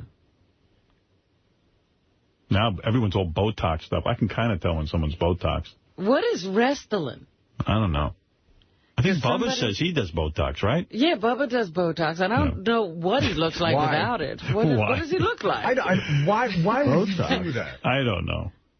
But somebody said to me the other day, do you know where I can get some Restylane? I think I'll have some Restylane while I'm here. And I'm like, what is that? That's that shit they put in your lips. Oh, is it? Yeah, to give you big, full lips. They got all kinds of crap they're shooting into people. Hey, Melrose. Howard, that interview with Buzz Aldrin was brilliant. Melrose, why are you calling in so regularly these last few days? Yeah, what's going on? Major epiphany, Howard. Major epiphany. That's the way I am. I'm kind of a recluse. You're a brilliant interviewer, Howard. No, listen to me, Howard. For real, listen to me. Howard, I've come a long way in my life, and I remember your TV show on E! when you interviewed people. Yeah. You're a brilliant interviewer. You could be the greatest interviewer in the history of the universe. Thank you, Melrose. There was a guy on Jupiter who had a show. He was pretty good. Yeah. Artie, I told you. All right. Let's take a break. We've only Fuck you! We've only taken one all morning. And we'll be back right after. Steve Langford on Maxim Radio yesterday defending me. Oh, really? Yeah. What, were you being attacked? Well, yesterday there was, everyone, even Sam Simon sent me a letter. He goes, you don't really think you're as good looking as Beth, do you? I go, that's not the point. Everyone's missing the point. Maxim magazine put out a list that said, beautiful women and the hideous men they're with. Yeah, are you hideous? I mean, it's just like, wow, so now I'm hideous. I'm not saying I'm as good looking as Beth. I've always said I'm not a good looking man. I said, but no one wants to be in an article calling you hideous. Right. I mean, that's pretty strong. So all the guys on Maxim, the Rich and Covino show were saying, hey, we're not, Howard himself says he's not that good looking. What's the big deal? And yeah, but you don't say I'm hideous, I'm a monster. Yeah, I mean, come on. Give me a fucking break. And if I am hideous, I don't want chicks fucking reading that I'm hideous. So and then Steve Langford went in there and he was arguing with them. And, Steve, he loves me. He's a little pit bull. Steve's like, Howard's really good looking. Well, that's what you want, a guy saying that. Most relationships, one person is going to be more attractive than the other. Rarely do you see equally matched couples. Rarely. Not everyone's Angelina Jolie and Brad Pitt, you know? Yeah, but I'm not saying I'm as good looking as Beth. I'm just saying, why do I have to be called hideous? Right. What did I do? But when I see couples like that, I look at the guy and say, well, either he's super charming, he's got a lot of money, or this guy brings it in the bedroom. He's hung like a horse. So listen, these can all be compliments. Howard's got the whole package going on. I mean, come on, let's be honest here. He's a good-looking guy. He's as smart as they come. And he's doing the greatest radio show ever. He's smart. He's charming. Yeah. All right, now Steve, way to go. He does love you. Yeah. He's bringing the whole package. Some woman called in, though, and said that I am hideous. Jane in Michigan. What's up, Jane? Hello, guys. Hey, Jane. What's up? What's up? I just really need to tell you guys, since, you know, I'm a female listening to your show, that he is hideous. He is so hideous, he just makes me kind of puke in my mouth when I see him. Puke in your mouth. Okay. He is so gross. Have you been to an optometrist lately? How? I love this. Do you have glasses? Well, you got to figure Steve is not going to say anything bad. I mean, you work for Howard. Come on. Be reasonable here. Well, let's... So then they get the editor or the guy who wrote the article. Oh, yeah? Phone, Give us your insight on this. I mean, you're the guy that wrote the article. Hideous. See, I mean, the article, now I have women calling up to debate whether or not I'm hideous, Right. and now they're vomiting in their mouths. None of this needed to ever happen. No, I really didn't want to be part of this dialogue. It doesn't bother. By the way, honestly, the article doesn't bother me. I'm just, someone said to me, do you know that there's an article that says hideous guys with their beautiful girls? But you remember when we were kids and they would show pictures like that and say those kind of things. Did you ever dream that you'd grow up to be the picture? In a weird way, it's a compliment. At least I'm in the game. Hot women and the hideous men they love. Look, this is a fun list, right? Fun list. Fun for you. It was a fun list. The editor says it's fun? Yeah, the editor goes, it's a fun list. Yeah, we you're had not fun. on it. We're having fun with him. Howard Stern makes fun of himself all the time, but... Keyword is I make fun of myself. How he looks. Do you remember his movie, Private Parts? Yes. It was all about how ugly he is. No, that's not what the movie was about. It was about how ugly I was. Crazy. Yeah, I really don't know if that was the theme. It was about my career, and I started out... Yeah, but you were shy. The movie was all about how ugly he was. No, that was Elephant Man. You got the wrong movie. Yes. Elephant Man should be in the hideous list. Cocksucker, fuck. I thought he could make fun of himself. So if I do a story saying that Corey Jones is hideous, is that going to be fun? Yeah, I don't care. Oh, you'll care when we're done with you. Trust me. We'll make it so you never get laid. I mean, don't worry. We're on the job. Yeah. I care. Who are you? It doesn't matter. It's just a fun list. Yeah. His wife is very, very, very attractive. Well, they're not married yet. Classically. Anyway, so much for the fact. Well, whatever. But was Howard Stern very, very, very attractive? It's a question. Hideous? It's a question. Hideous is the headline. I want to remind you what you actually wrote. Well, it's a fun word. He made some hideous remarks. He made some hideous remarks about me, which hurt my feelings, and about Maxim Radio and you guys. Listen, if you fire at the king, you're going to get fired back at.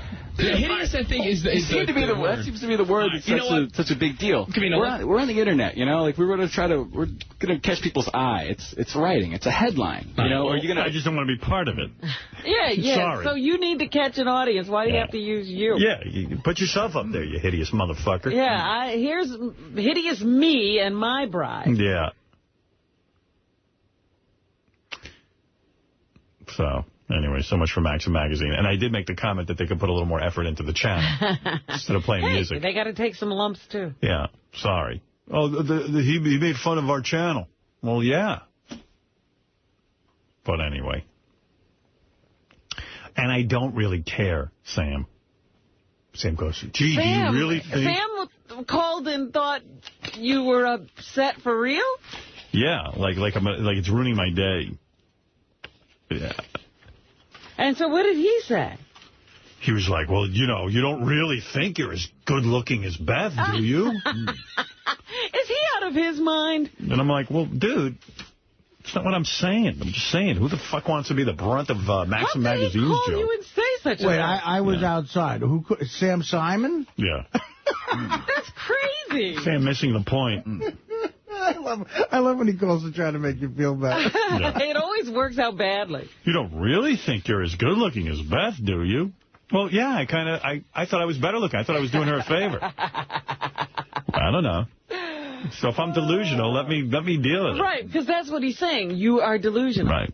No, I know I'm not good looking. I just don't need the brunt of their, you know, I don't want to open that door to them. You know. Where were we? I mean, look, deep down, do I really think I'm talented? No, but I'm going to stay in show business. Hey, by the way, Jimmy Florentine is going to do our show today.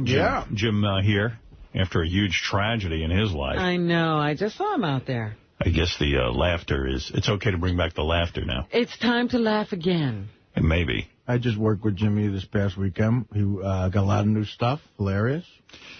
Before I bring Jimmy in, I just got to mention this. YouTube is being sued by CBS Viacom. And I hate to side with Viacom in anything, but I do side with them on this issue. I mean, I don't understand how YouTube sits there and shows entire, you know, they call them clips. They seem like entire shows. And it's always the best part of the show. Yeah, and they have a whole website that was sold for $1 billion. And, you know, they don't generate any content on their own. They steal other people's content. It's an open and shut case. So they're trying to make the argument now that when you put clips on YouTube, it helps people's careers. And they said they're going to call, YouTube's going to call for as one of their witnesses, or two of their witnesses, Jon Stewart and Stephen Colbert. Is that how you say Colbert? Mm-hmm. Yeah. Or Colbert? Actually, it is Colbert. Colbert. Yeah. Colbert Report. Yeah. So, because they're going to claim that those guys posted their own clips on there trying to get, that's what made their shows popular. Yeah, but there's a difference in them posting their own show and stealing somebody else's content. They ought to ask me to fucking testify at that trial. Plus, everybody's different. You know, it's no big deal. If it help them, I help them. Right. It could be harmful to other people. Viacom doesn't want their help. Yeah. Right, exactly. Yeah. I mean, it should be up to Viacom. You can't force help on people. Yeah. The company did not say exactly what it intended to gain from questioning Stewart and Colbert. Yeah, right. YouTube is also seeking to depose Viacom chairman Sumner Redstone. Why? And other executives. Just to annoy them? Yeah, I mean, I don't know. It just seems to me that how can YouTube say they didn't put up the money to generate these clips? They didn't take the risk. You know, they didn't sit there and generate content.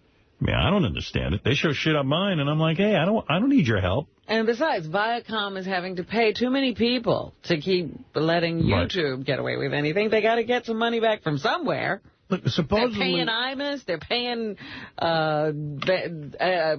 David Lee Roth. They got to get some money from somewhere. Hey, Rick, in Baltimore, you're on the air. Hey, I'm pissed at you, Howard. What did I do? Well, my wife loves you and thinks you're beautiful, sexy. We have 4 of your radios in 4 different cars. And she didn't vomit in her mouth? Books. Huh? She didn't vomit in her mouth when she saw me? No, she thinks you're adorable. See? That's a quote-unquote. See, Robin? Hey, I got a quick over-under game for you. Go ahead. I think that I bet that you, Artie, and Robin and Fred can't beat me at this game. And what it is you got to come up with 50 voices that you guys have done in the past. And if you get 50... Gary the Retard, you're on the air. Really? What the hell? How you doing, brother? I'm trying to get a hold of you. I had to talk to the other guy up there in the office, tell him to have you to get me on the phone. I've been waiting since 3 o'clock this morning. Well, we don't come on until 6. I know, but I had to wait on the phone because, like I told Howard, I came back there, it's like 3 hours. Well, you must have something important to say. Let's get right to it. If you've been waiting since 3 o'clock in the morning to get on, Gary. I know I've been waiting till 3 o'clock. I heard a rumor. All right. You know what the rumor is? What is it? High-pitch Eric is out on the freaking street. It's not a rumor. High-pitch Eric was evicted from his apartment. He was? Yes. But you do want to get evicted. He didn't pay his rent. Oh, that's the reason why, huh? Yeah, and also he was messy. He didn't clean up after everything. He's always messy. Yeah. I heard a rumor about you, Gary, that you eat your own shit. Bullshit. You know what? Yeah, retard. You full of crap. I heard that you eat your own retarded shit. You retard. You're full of shit. You're a retard. Hey, you know what? I heard something about you, too. I heard that you suck cock. Bullshit. Yeah? I heard that you fucking are a gay retard. Motherfucker. What? I heard about you. What'd you hear? I heard that you're going to quit serious radio. That's what I heard. How could you hear that with cock in your ear? Oh. No, you're full of shit. How could you hear that with cock in your retarded ear? Artie. You're a retard. Because I heard people telling me. Well, Gary, you must have had something important on your mind. If you were holding on since 3 o'clock in the morning, I'd like to give you an opportunity to talk about it.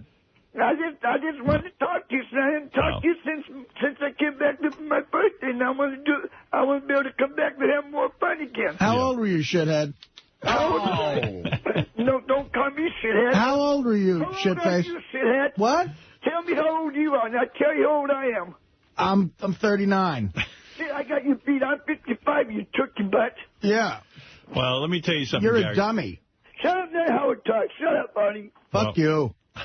Shut up, that Howard talk. Fuck you, Nimrod. Oh, shut up. Let me talk to Howard. I didn't talk. Yeah, come on, man. We should have taken bets on what was so important that Gary wanted to tell us. I want to come in and stick my... Are you dating anyone? We want to put you on the hideous list. Are you dating anyone? No. Of course not.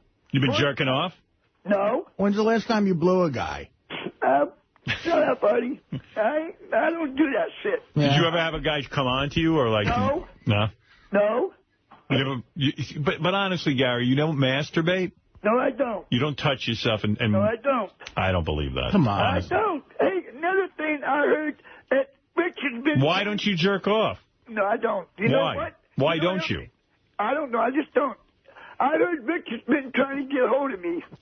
That's wrong. No one wants to fucking get a hold of you. Hey, shut up, buddy. I didn't ask you for Nobody gives a fuck about you. Shut up. I'm going to come back there. I'm going to stick my dirty sock in your mouth if you don't shut up. How you going to get here, dummy? I'm going to fly back there, dummy, if hell would bite me. You couldn't fucking fly anywhere. You couldn't either. You know, I'll tell you what. I'll fight you right now. Shut up, buddy. Do you know what it means to jerk off? Yeah, beat your meat. All right. What do you do when you beat your meat? I don't. What does... Have you ever? No. You never touched your own penis? Nope. Bullshit. I know you're lying. I'm not lying. Did somebody tell you once that it's bad to touch yourself down there? Yeah, someone told me, but I don't do it. Yeah, well, you know it's okay, and you do it. So you think he's lying because he knows it's bad? He thinks he's going to go to hell. His mother probably told him or something. No. Was it the same person who told you it's bad to brush your teeth? Someone... What you probably use to brush your teeth with soap. I do it, Gary. I touch my own penis and play with it until the stuff shoots out of it. I don't do it very often. I don't do it at all. You said you don't do it very often. Now it's not very often. It was never a moment ago. You tried it once. Tried it once. I don't like it. No. You didn't like it. Woman. Your dick is probably stuck in something right now. Vacuum cleaner. Buddy. Are you stuck in the central vacuum unit? Yeah, don't do that. It'll mutilate your penis. Hey, even Robin touches herself. She even, touches her. You seem to enjoy when I touch myself. Do you like it? Yes. Don't you remember when you guys were on the phone together? Yeah, and you made me touch myself. Right. Remember that? I remember that. Where's that? I'll play it for you. If you don't remember it. I don't remember. All right, I'll play it for you. I remember when Robin was touching herself on the phone with you. She liked it? She liked it. You seem to like it, too. You do it. Why are you lying? Come clean. You're lying. What do you think about when you do it? Trying to find me a good woman. Yeah. Want to do it now with me? No. Well, Robin will get us off. Robin will tell us dirty shit. I'll take it out and do it. You probably would. You want to do it right now? No. Circle jerk. Yeah. You're the jerk. Yeah, like I told you, Howard, when I was at work last week, Richard called me like at 11 o'clock in the afternoon here. Called the station. How many times a day do you jerk off? About once. All right. Now you're being honest. I just want to come back. And what do? Do you spit in your hand and do it? No. Or you use baby oil? No. Will you just tug on it? Huh? You tug on it? No. What do you do? I just beat it up and go to bed. You beat it up? Beat it up and go to bed and go to sleep. Yeah, you use your hand. You tug on it. Yes. Yeah. I just want to come back to New York. I'm tired. I bet you do it 2 or 3 times a day. I do not. Only bet- once a day. Once a now day. it's once a day. Yeah, he said he does it once a day. You ever shove something in your ass while you do it? No. I bet you like to put your fingers in a girl's ass, though, right? Yeah. Yeah. I bet you shove You've something never in your done ass. that. Who's your favorite girl right now? Like, who would you want to bang the most? You could have anyone in the world. I remember quite a few times you tried to set me up at the date, and most of them just turned me down. Mm-hmm. Who do you like, Carmen Electra? I don't remember who it was. Mm-hmm. Who was he in love with not too long ago? Miss Howard Stern? Yeah. You know what? In fact, I even talked to her on the internet the other day. So you do masturbate. I knew you did. You do too. I bet you do it 4 times a day. No, I don't do it that often. I just don't. And what do you do? How do you clean it off? Like, does it all come out? No, after I do it, just go in the bathroom, wash my hands. And what about where's all that white stuff go? Down my underwear. In your underwear? Oh, and you leave it there? Yep. Oh, my God. Does it get sticky? Doesn't it stick to your balls and ass? Yes. And, yep. I mean, your underpants are all wet and then you go to bed? Yeah, they're all wet, and then get up the next morning, change my underwear, and take a shower and get ready for work. So how do you clean all the cum and shit that's in your underwear? I don't shit. I don't shit my underwear. Well, I don't understand something. Why don't you beat off into a tissue? Yeah, you're alone. He's retarded. So that you're under... Yeah, well, maybe I could teach him something. This is the problem with retarded people. Nobody teaches them anything. That's the thing. They don't teach No, them. don't teach me shit. I know. So let me teach you something. Isn't it uncomfortable when you in other words, you jerk off? Do you have your underpants on like by your ankles when you jerk off? Yeah. You don't take them off? Uh-uh. All right. And as soon as you're done and all that stuff starts to come out, does it go on your hand or just you let it shoot right into your underpants? In my underwear. Into your underwear. Right. And then you pull your underwear up, you wash your hands, and you fall asleep in a big mess. Right. So let me ask you this. Isn't that uncomfortable? Yes, it is. All right, and that's been going on for your whole life, right? Uh-huh. Okay. Mm-hmm. So what if you did... I'm going to give you an idea, and you're going to think I'm a genius. You probably are a genius. All right. What if you do it, and when the stuff shoots out, shoot it into a tissue? Right. And it wouldn't get in your underwear, and then throw the tissue out. Throw it in the toilet and press the down the commode. Right. Mm-hmm. What do you think of that idea? Yeah. Did that ever occur to you? No, it's never occurred to me at all. Right. So, what if you what if you beat your meat, all the white stuff would shoot into a tissue. Right. You fold up the tissue, you get out of bed, you throw it down the toilet. Right. Wash your hands and go to bed, and you have dry underwear. Right. What do you think of that? I never tried that before. No. And why don't you try it tonight? Right. You know what else is good? When you're jerking off, if you put your hand in the blender. You know what I feel bad? I don't use a blender.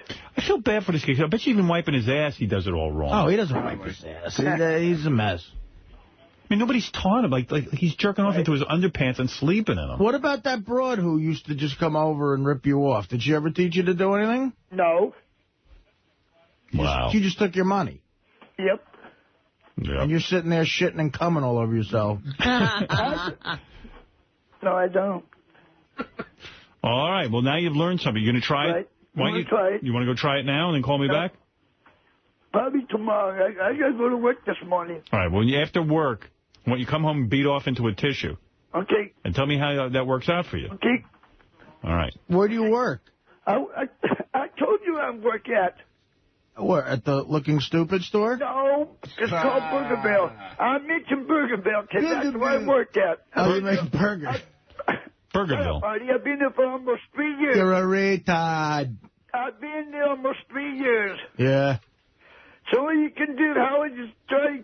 Who sets up all the trips now? Is it Bobby Bowie? Remember this? What? Hello? Gary. Yes.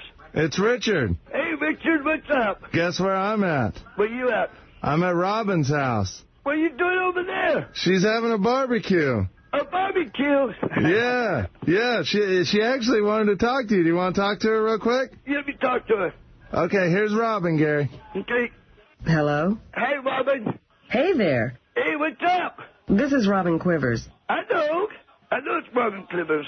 How are you doing? Oh, pretty good, I guess. So what you been up to? I hope you don't mind, but I've been telling everyone you're my sister. What? Your sister? Yes. Do you have a boyfriend? No. No? I just want you to know that I love you. Love you, too. Yeah, right there. Gary. What? I'm on the other line. You're not going to believe this. Robin just pulled her pants down, and she's playing with herself. Yeah, I know, I heard. Do you think we might be going a little too far? Hey, we can go far as we want. How romantic. Are you having fun, baby? Yes. Oh. Baby. Love you, kitties. Ooh. Play with your kid. Big boobies. Oh, yeah, right Play with the there. big boobies, baby. Squeeze the milk out and taste the milk. Oh, yeah, I can do that. Do it. Squeeze the milk out. Play with your vagina. Play with your vagina. Yeah, right Play there. with it. Play with that vagina, baby. Play with it. Hey, Robin, I want you. I want to see you twice a week. Let me warn you, I'm very good at what I do, and I'm very expensive. My fee is $70 a session. Wow. Okay, I want you. Oh, yeah, I can do that. Yeah, we can do that. No problem. It's time for me to go. Yeah, I gotta go. Okay, bye. So, take care of yourself, Robin. Bye. Bye. Try to keep in touch with me. Okay, bye. Bye. Love you, sweetheart. I love you. Bye. Bye. Yeah, bye. Bye. Bye. Remember that, Gary? Yeah, I remember that. Yeah. Yeah, like that's... Oh, another thing, Howard. Yeah. Nice. Another thing I need to tell you, my Sirius radio every so often acts up on the radio too. No one gives a shit. All right, I'll get someone to call you and we'll straighten it out, all right? Are they going to talk him through it on the phone? Talk him through it.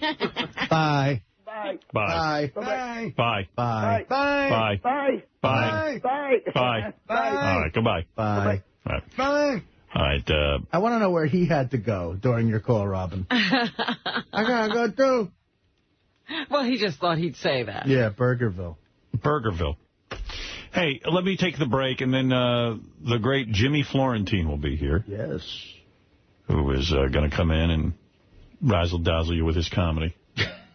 Carry the Your favorite? He's your favorite guy? I don't know. Like, I go in and out. This show is so wonderful. So many different characters.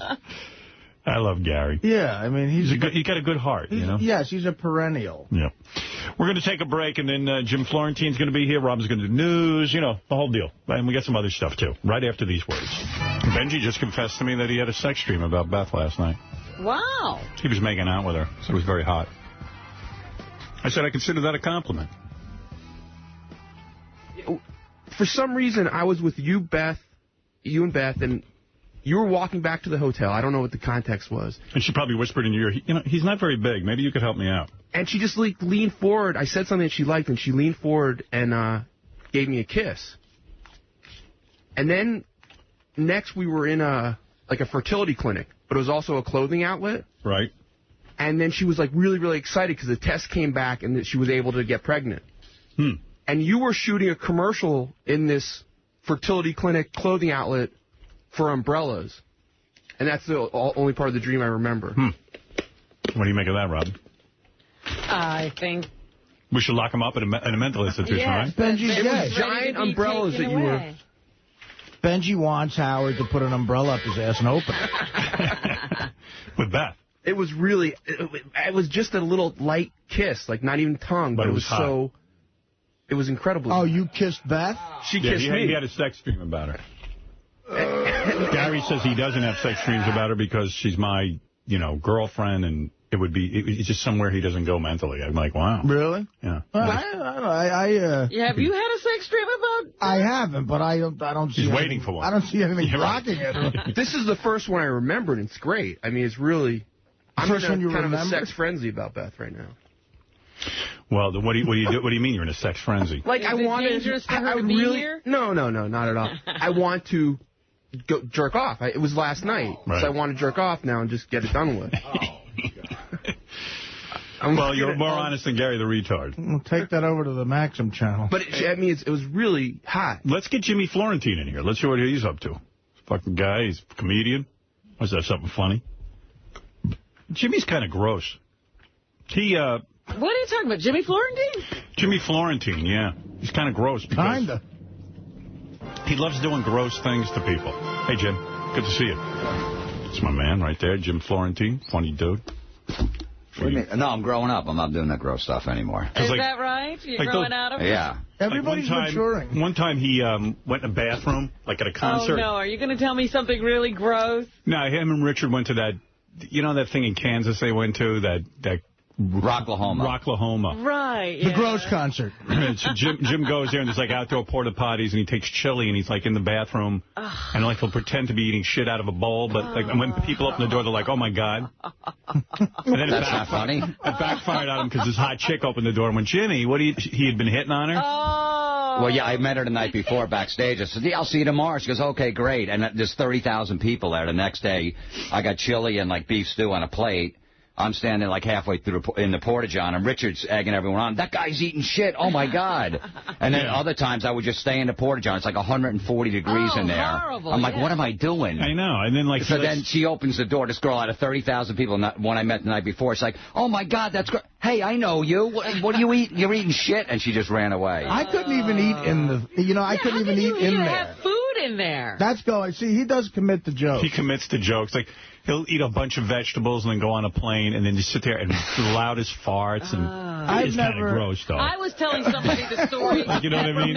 Story. Come on. If me and you are sitting in first class and I'm farting and people behind you are getting disgusted, you're telling me that's not funny? It is funny, but it does stink. I mean, it's pretty gross. But then, the woman, one time, the stewardess followed me to the bathroom and started spraying the bathroom door while I was in there. She started spraying.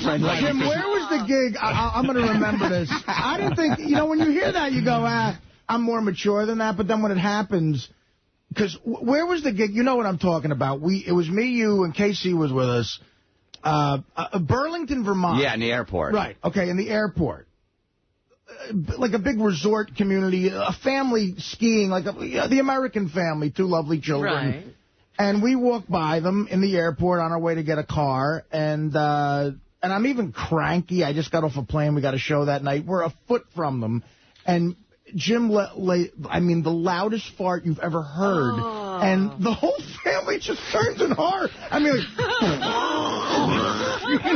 it was perfect timing. I laughed until we did the show that night. Did you ever feel bad for the people that you're look, man, it's 2 seconds out of it. You know what I mean? I just fart and I move on. It's not, I didn't hurt anybody. And then all the kids were giggling, the parents were disgusted, but the kids had. Yeah, the kids had. And Richard will describe they're on their way to these gigs and they're on these long car rides, and Richard will fart, and then Jim goes, roll up the window so that you lock the smell in. I love it. Well, I don't love it, but I'm just, if someone did it, I'm going to take it.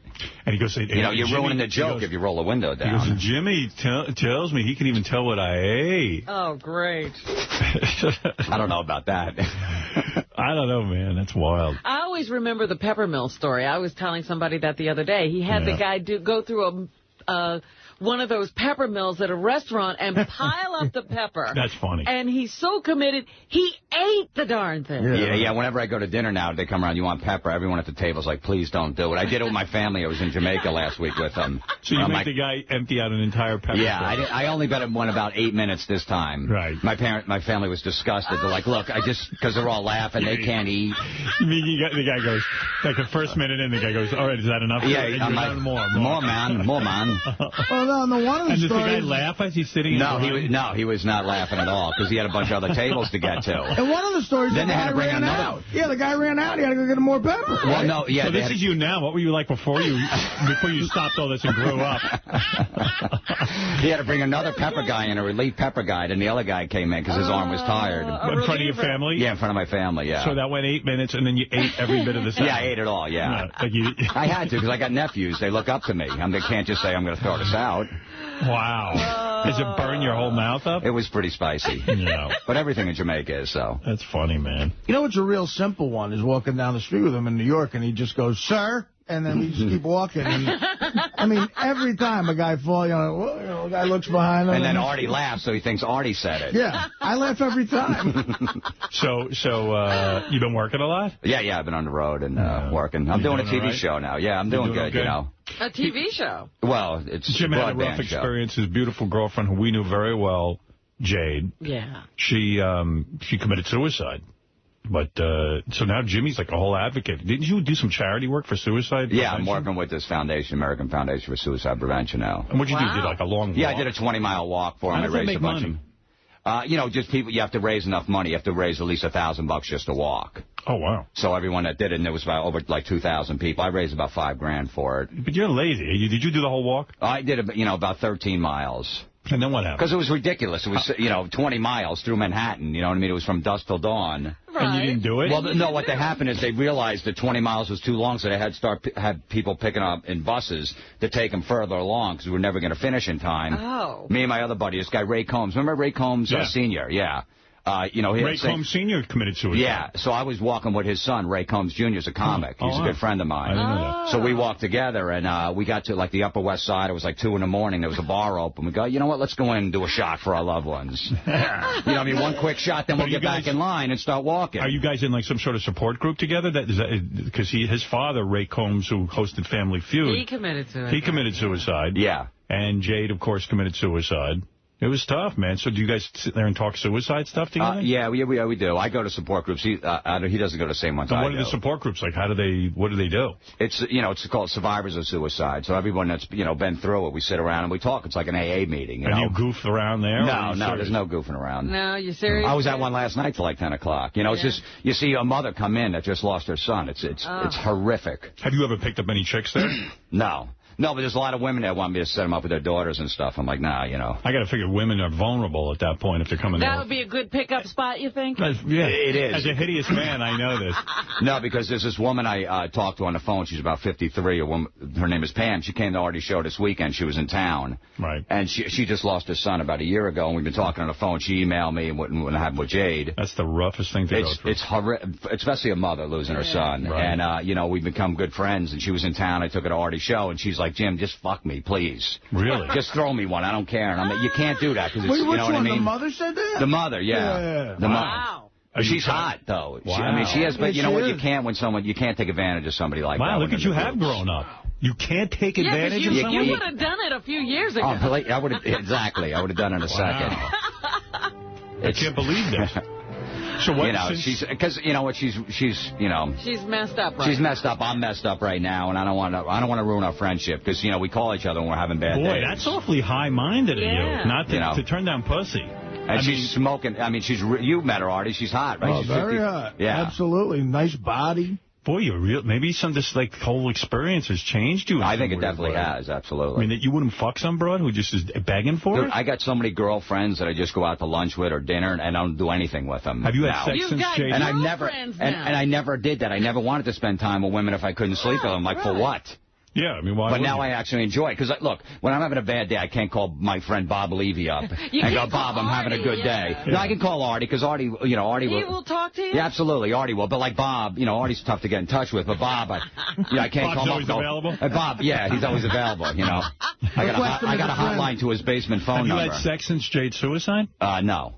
Not really? A couple of blowjobs, but no. Just blowjobs? Yeah. Why do you think just blowjobs and not intercourse? I don't know. I just, I haven't, they actually compliment, they just said, look, I feel bad for you. Pull your pants down. And wow. Did you enjoy the blowjobs? Of course. Okay, so why wouldn't you go ahead and have sex? I don't know. I mean, I'll get to that point, but, it's going to be a while before I get close to somebody again. But you and Jade had already broken up. Well, we weren't, actually. I mean, we were having problems. This is the thing. I turned 40, she turned 30. We're both growing apart. Right. We're trying to make it work. We're together 6 years. And, Boy, the way she looked, I never would have grown apart from her, man.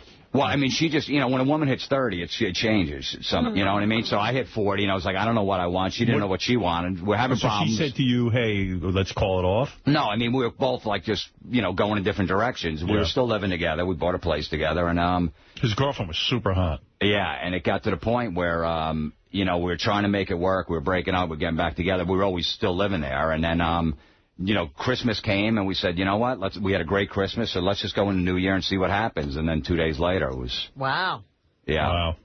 Do you think psychologically the reason you can't fuck some girl now is that you're afraid that she might kill herself? You could lose her? Yeah, well, the next relationship I go in, definitely. Yeah. Yeah, I mean, that's going to be tough. You know who he should join up with? He should hook up with Richard Jeni's ex.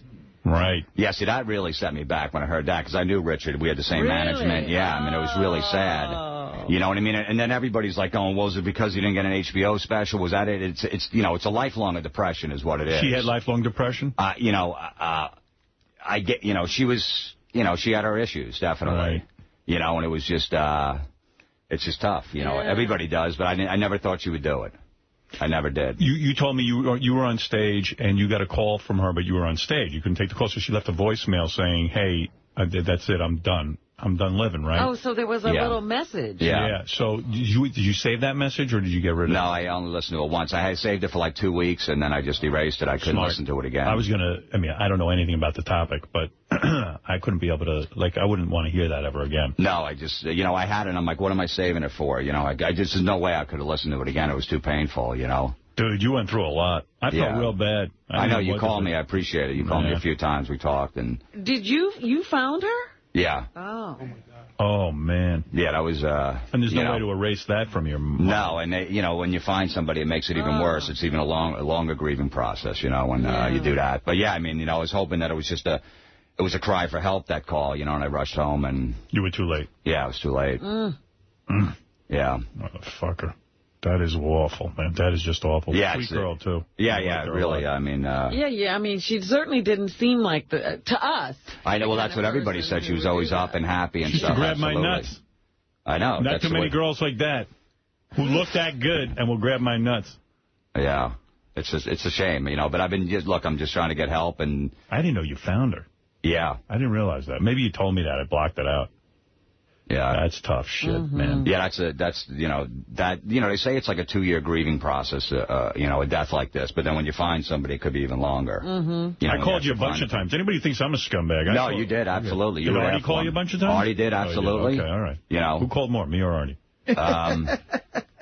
I think Artie by 2. Artie did? By 2 calls? By 2. Well, I think I called a bunch of times. I couldn't get through. No, you called a lot, though, definitely. We were also working together quite a bit. You can't count that if Artie's calling you about work. Yeah, that's true. Yeah. About a month afterwards, the first time we worked together after it was in Miami, and we had 2 shows in one night, and in between shows, I talked to Jim in the dressing room, and I couldn't believe how different he was, not just sad, obviously, and depressed, but even more mature and how he was looking at life, and it was a change. Did it really change the way he looks at life and everything? Did it change your comedy? It's made my comedy better, because now I'm completely fearless on stage. It's edgier, the comedy. You know what I mean? It's like I have no fear whatsoever, because that's the whole thing as a comic. If you can get over that fear and just open up, and if I can open up in a support group or here, I could do it on stage. I have no problem with. Not that I talk about it on stage, but, you know, and my friend Rudy Sarzo, he used to play with Ozzy. He was Randy Rhoads' best friend. He was in the bus that day when it crashed. Right. Yeah, that was his best friend. And I talked to him, and I said, Rudy, how did you get over that? Because they went on the road like 3 weeks after that. Ozzy needed to get back out. Sharon was really worried about him. He said, I dedicated every show to Randy, and that's how we did it, and that's what I did with Jade. I just dedicate every show, and the shows have been amazing. Do you feel guilty in some way that because you guys broke up that she did this, or it had nothing to do with that? Well, I mean, we were technically still together. Right. But, you know, of course you feel guilty, yeah. Right, I mean, most of the, you know, I'm not, you know, some days I'm angry at her because I'm left alone and I have to deal with this. But, you know, mostly I'm just sad that I miss her, you know. You get angry because, hey, why'd you do this? Well, absolutely, but I know it wasn't directed towards anybody. It was just someone that needed to be out of pain, and that's what she wrote in the letter. And, you know, she left a letter saying, you know, look, I need to be out of pain. I've been in pain my whole life, and, it's been gut-wrenching, and I'm really sorry I have to do this, but I want you to have a good life, and I'll see you again soon. And just know that the 6 years we were together were the best 6 years of my life. Ugh. So when I read that, it really it helped me get through it.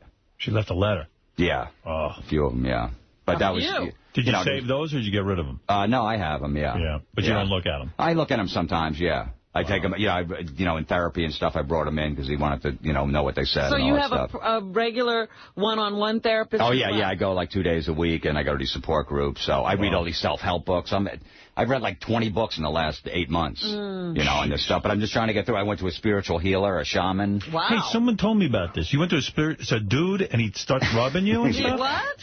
What's going on with that? How does he heal you? You might have gotten, this thing might have really freaked you out. Yeah. You also had a hand job in it? No, yeah. Well, is that where you're getting your hand jobs? That's where I got my complimentary blowjob, What'd the guy do? No, well, he's a healer. He's a spiritual healer. Even you see. My friend said, look, go see him. You know what I mean? He gets a hotel room. He has a Of course he does. Yeah.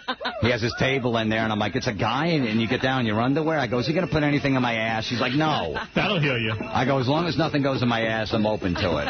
So what do you have to do? Like, what does he do to help you get over the suicide and everything? Well, he's... what does he look like? I mean... He's an Indian guy, American Indian. He's about 58. American Indian? Yeah. He's a shaman. A shaman.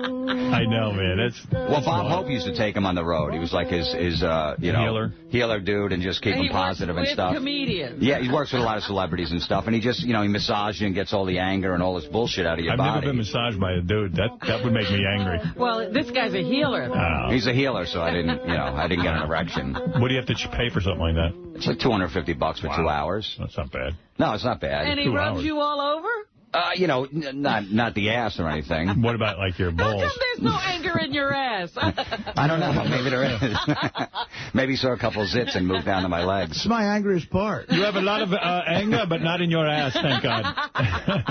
The guy tells you you have anger in your ass, you don't get out of the room. Yeah, the guy's like, there's nothing in my ass, and that's how it's going to stay. When you've been through a suicide, do people try to take advantage of you? Like, this healer's okay. I mean, he makes you feel good, but do people try to, like, get involved with you in strange ways and like, offer you cures and all that kind of stuff?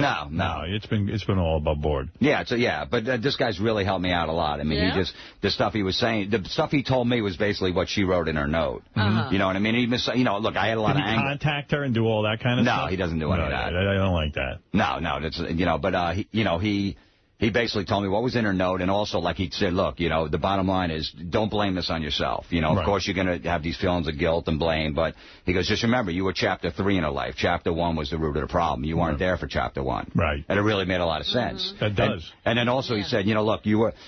for 30 years, she thought about everybody else by not doing it, and that one day she finally thought about herself. Right. So those two things really... Indian dude sounds like he knows something. I'm telling you, the guy... We have lots of wisdom for you, Jimmy. He's amazing. I've been to him 3 times. I love him, yeah. Sitting Bull once say... you've been through a lot, man. I tell you, it does have to change you in some way because, I mean, here's a woman that you live with, you love, and then, like, all of a sudden she's gone and she's ended her own life. Man, I can't even imagine what you've been through, man. I tell you, that's just shit. It's the worst, but that's why I'm trying to, work with the foundation and stuff like that, because that's all she was about, was helping people. Well, you took off after mile 13, She helped you. She grabbed your balls. She grabbed my balls and cock. But he took off after mile 13. How committed are you, really? With a 20-mile walk? He was tired. Well, aren't you doing some other kind of work? Well, that's what happened. We stopped in. Let's just do a shot and a beer real quick. We'll do a toast to our loved ones, right? Next thing you know, it's 2 hours later. We're hammered. So now we're like, okay, they're probably already back at the South Street Seaport is where it was going to end up. So let's take a cab like 2 blocks away and get right back in the line. We try to figure out where they were. We get back there. There's like 3 people walking in front of us. We were the first 5 to get there. And everyone's cheering us. That, they broke the red tape. Everyone's like, oh, my God. Meanwhile, I'm hammered on Jaeger. All right, let's go to the phones.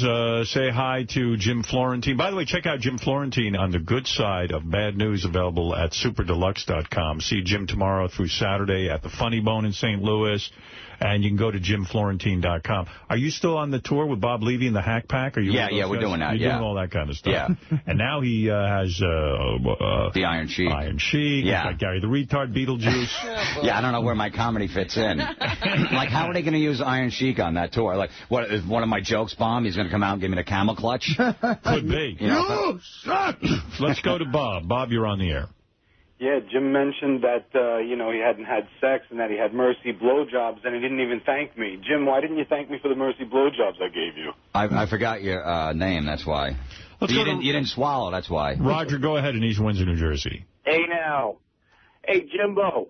You started out talking about smart and kids' faces and stuff, and it was funny. And now I feel like slitting my own wrist, man. You're depressing me. How about making me laugh funny, man? I'm sorry. Hey, that's, come on. I don't control the interview. Listen, wow, we don't have problems, but you're a funny man. This isn't an 800 help me line, okay? Hey, Roger, you can't be for real. I mean, Jimmy talking about this is it's not only fascinating, but the fact is that it's part of his life. How's he going to ignore it? Yeah, but he should be. Doesn't Sirius have like a suicide channel? Dude, you know what? You're a dick, but that's okay. I just hope you never go through this. And if you do, I'll fucking call you and I'll help you through it. How's that? Hey, David, give me an 800 number because I'm ready to slit my wrist and I'll give it to my family now just listening to you, okay? All right, cool. Thank you. He's going to slit his wrists. That's what it is. People just joke. Whatever. He can joke about it. Yeah, he can say what he wants. I don't do it on stage. When I'm on stage, it's just, full-out comedy. But I'm glad you're able to talk about it because I know for months you weren't even able to talk about it. No, I mean, it was tough. I wanted to come on the show a while ago, but I just wasn't ready, man. My emotions were too raw. Fuck yeah. Even still. Yeah, I bet. Yeah. He's going to slit his wrist. I wish he would slit his wrist, that guy. Obnoxious fuck. We don't want to lose a subscriber, though. Well, that's true, too. See, unless he's got the lifetime. You're always thinking. There you go. That's nice. Let's go to Kevin in Secaucus, New Jersey. Kevin? Hey, guys. How you doing? Hey, Jim. I grew up with you in Old Bridge. I saw you at the Stress Factory. I was the guy you went to the Scorpions concert with. Oh, yeah. Oh, dude, Mike and I, we were so sorry to hear about what happened with your girlfriend. Yeah, I'll tell you something, though, Howard. Jim has been like this since high school. His brand of comedy, and we always used to wonder how he was going to translate out on stage.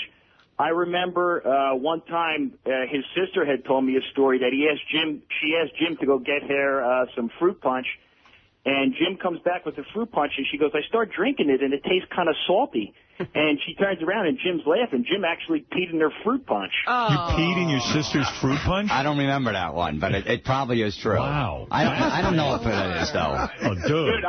Dude, Linda told me that you did that, dude. Yeah, that's my sister Linda. Yeah, I probably did. No kidding. I wonder why she hasn't talked to me in a while. I remember doing that when I was like 5, my older sister. Isn't that terrible? I mean, to pee in somebody's drink? That's not funny. That's not funny. No, I mean... Howard, something else had happened. Him and his buddies had a card game one time. And, Jim, this happened with Tony. They were playing quarters or something, and the loser... actually had to get videotaped catching somebody else taking their shit in their hands. I mean, these guys... This is crazy, hardcore stuff, man. Away from them. This is wild. That's a rough poker game. We didn't have a lot of money, so somebody's got to take a log in their hands. Oh. Wow. That Brian. was like a year ago. I've grown up since then. He's very mature now since tragedy has entered his life. He's changed, man. Brian. Hey, Howard, Jim's totally... bullshitting you there on the time he got laid. He totally got laid last time he was here in Baltimore. What do you mean? He was here in Baltimore. He totally hooked up with a friend of mine, and his buddy, his other comedian buddy, Chuck, hooked up with her roommate the same night. You know, he's totally gotten laid since his girlfriend committed suicide. When? That was in... Because I was in Baltimore twice. That was in Baltimore, when was the last... It was like in May. No, you're wrong. Around, I'm telling you, it was around there. Remember, you came. How do you know he just didn't get a BJ? Why would he lie? No, I'm totally telling you. It's the truth. Were you in the room? I was there that night till like 3:30 in the morning. Okay, but you were there watching him have sex? No, after we left it. You know you're lying, Brian. No, I'm telling you. Really? Well, why wouldn't he tell me he got laid? Yeah, like I already said I got 2 complimentary blowjobs. Like I wouldn't say it. Right. If I'm talking about what happened that night, I'll talk about getting laid. Yeah, that makes no sense. All right, Hook Nose Mike, you're on the air. Hey, good morning, Howard. You know, it's Drew Bass today. Listen, I can't believe the change in Jim, bro. You're like a different person, man. Let me ask you a question, bro. Did you ever consider or think about maybe like changing, being a comedian or your career path or anything like that when something like this happened? No, I mean, this is what I do best, comedy and fuck with people. No, I'm not giving that up. Never thought of giving that up. I got no other skills. Before I did comedy, I was cutting lawns. Yeah.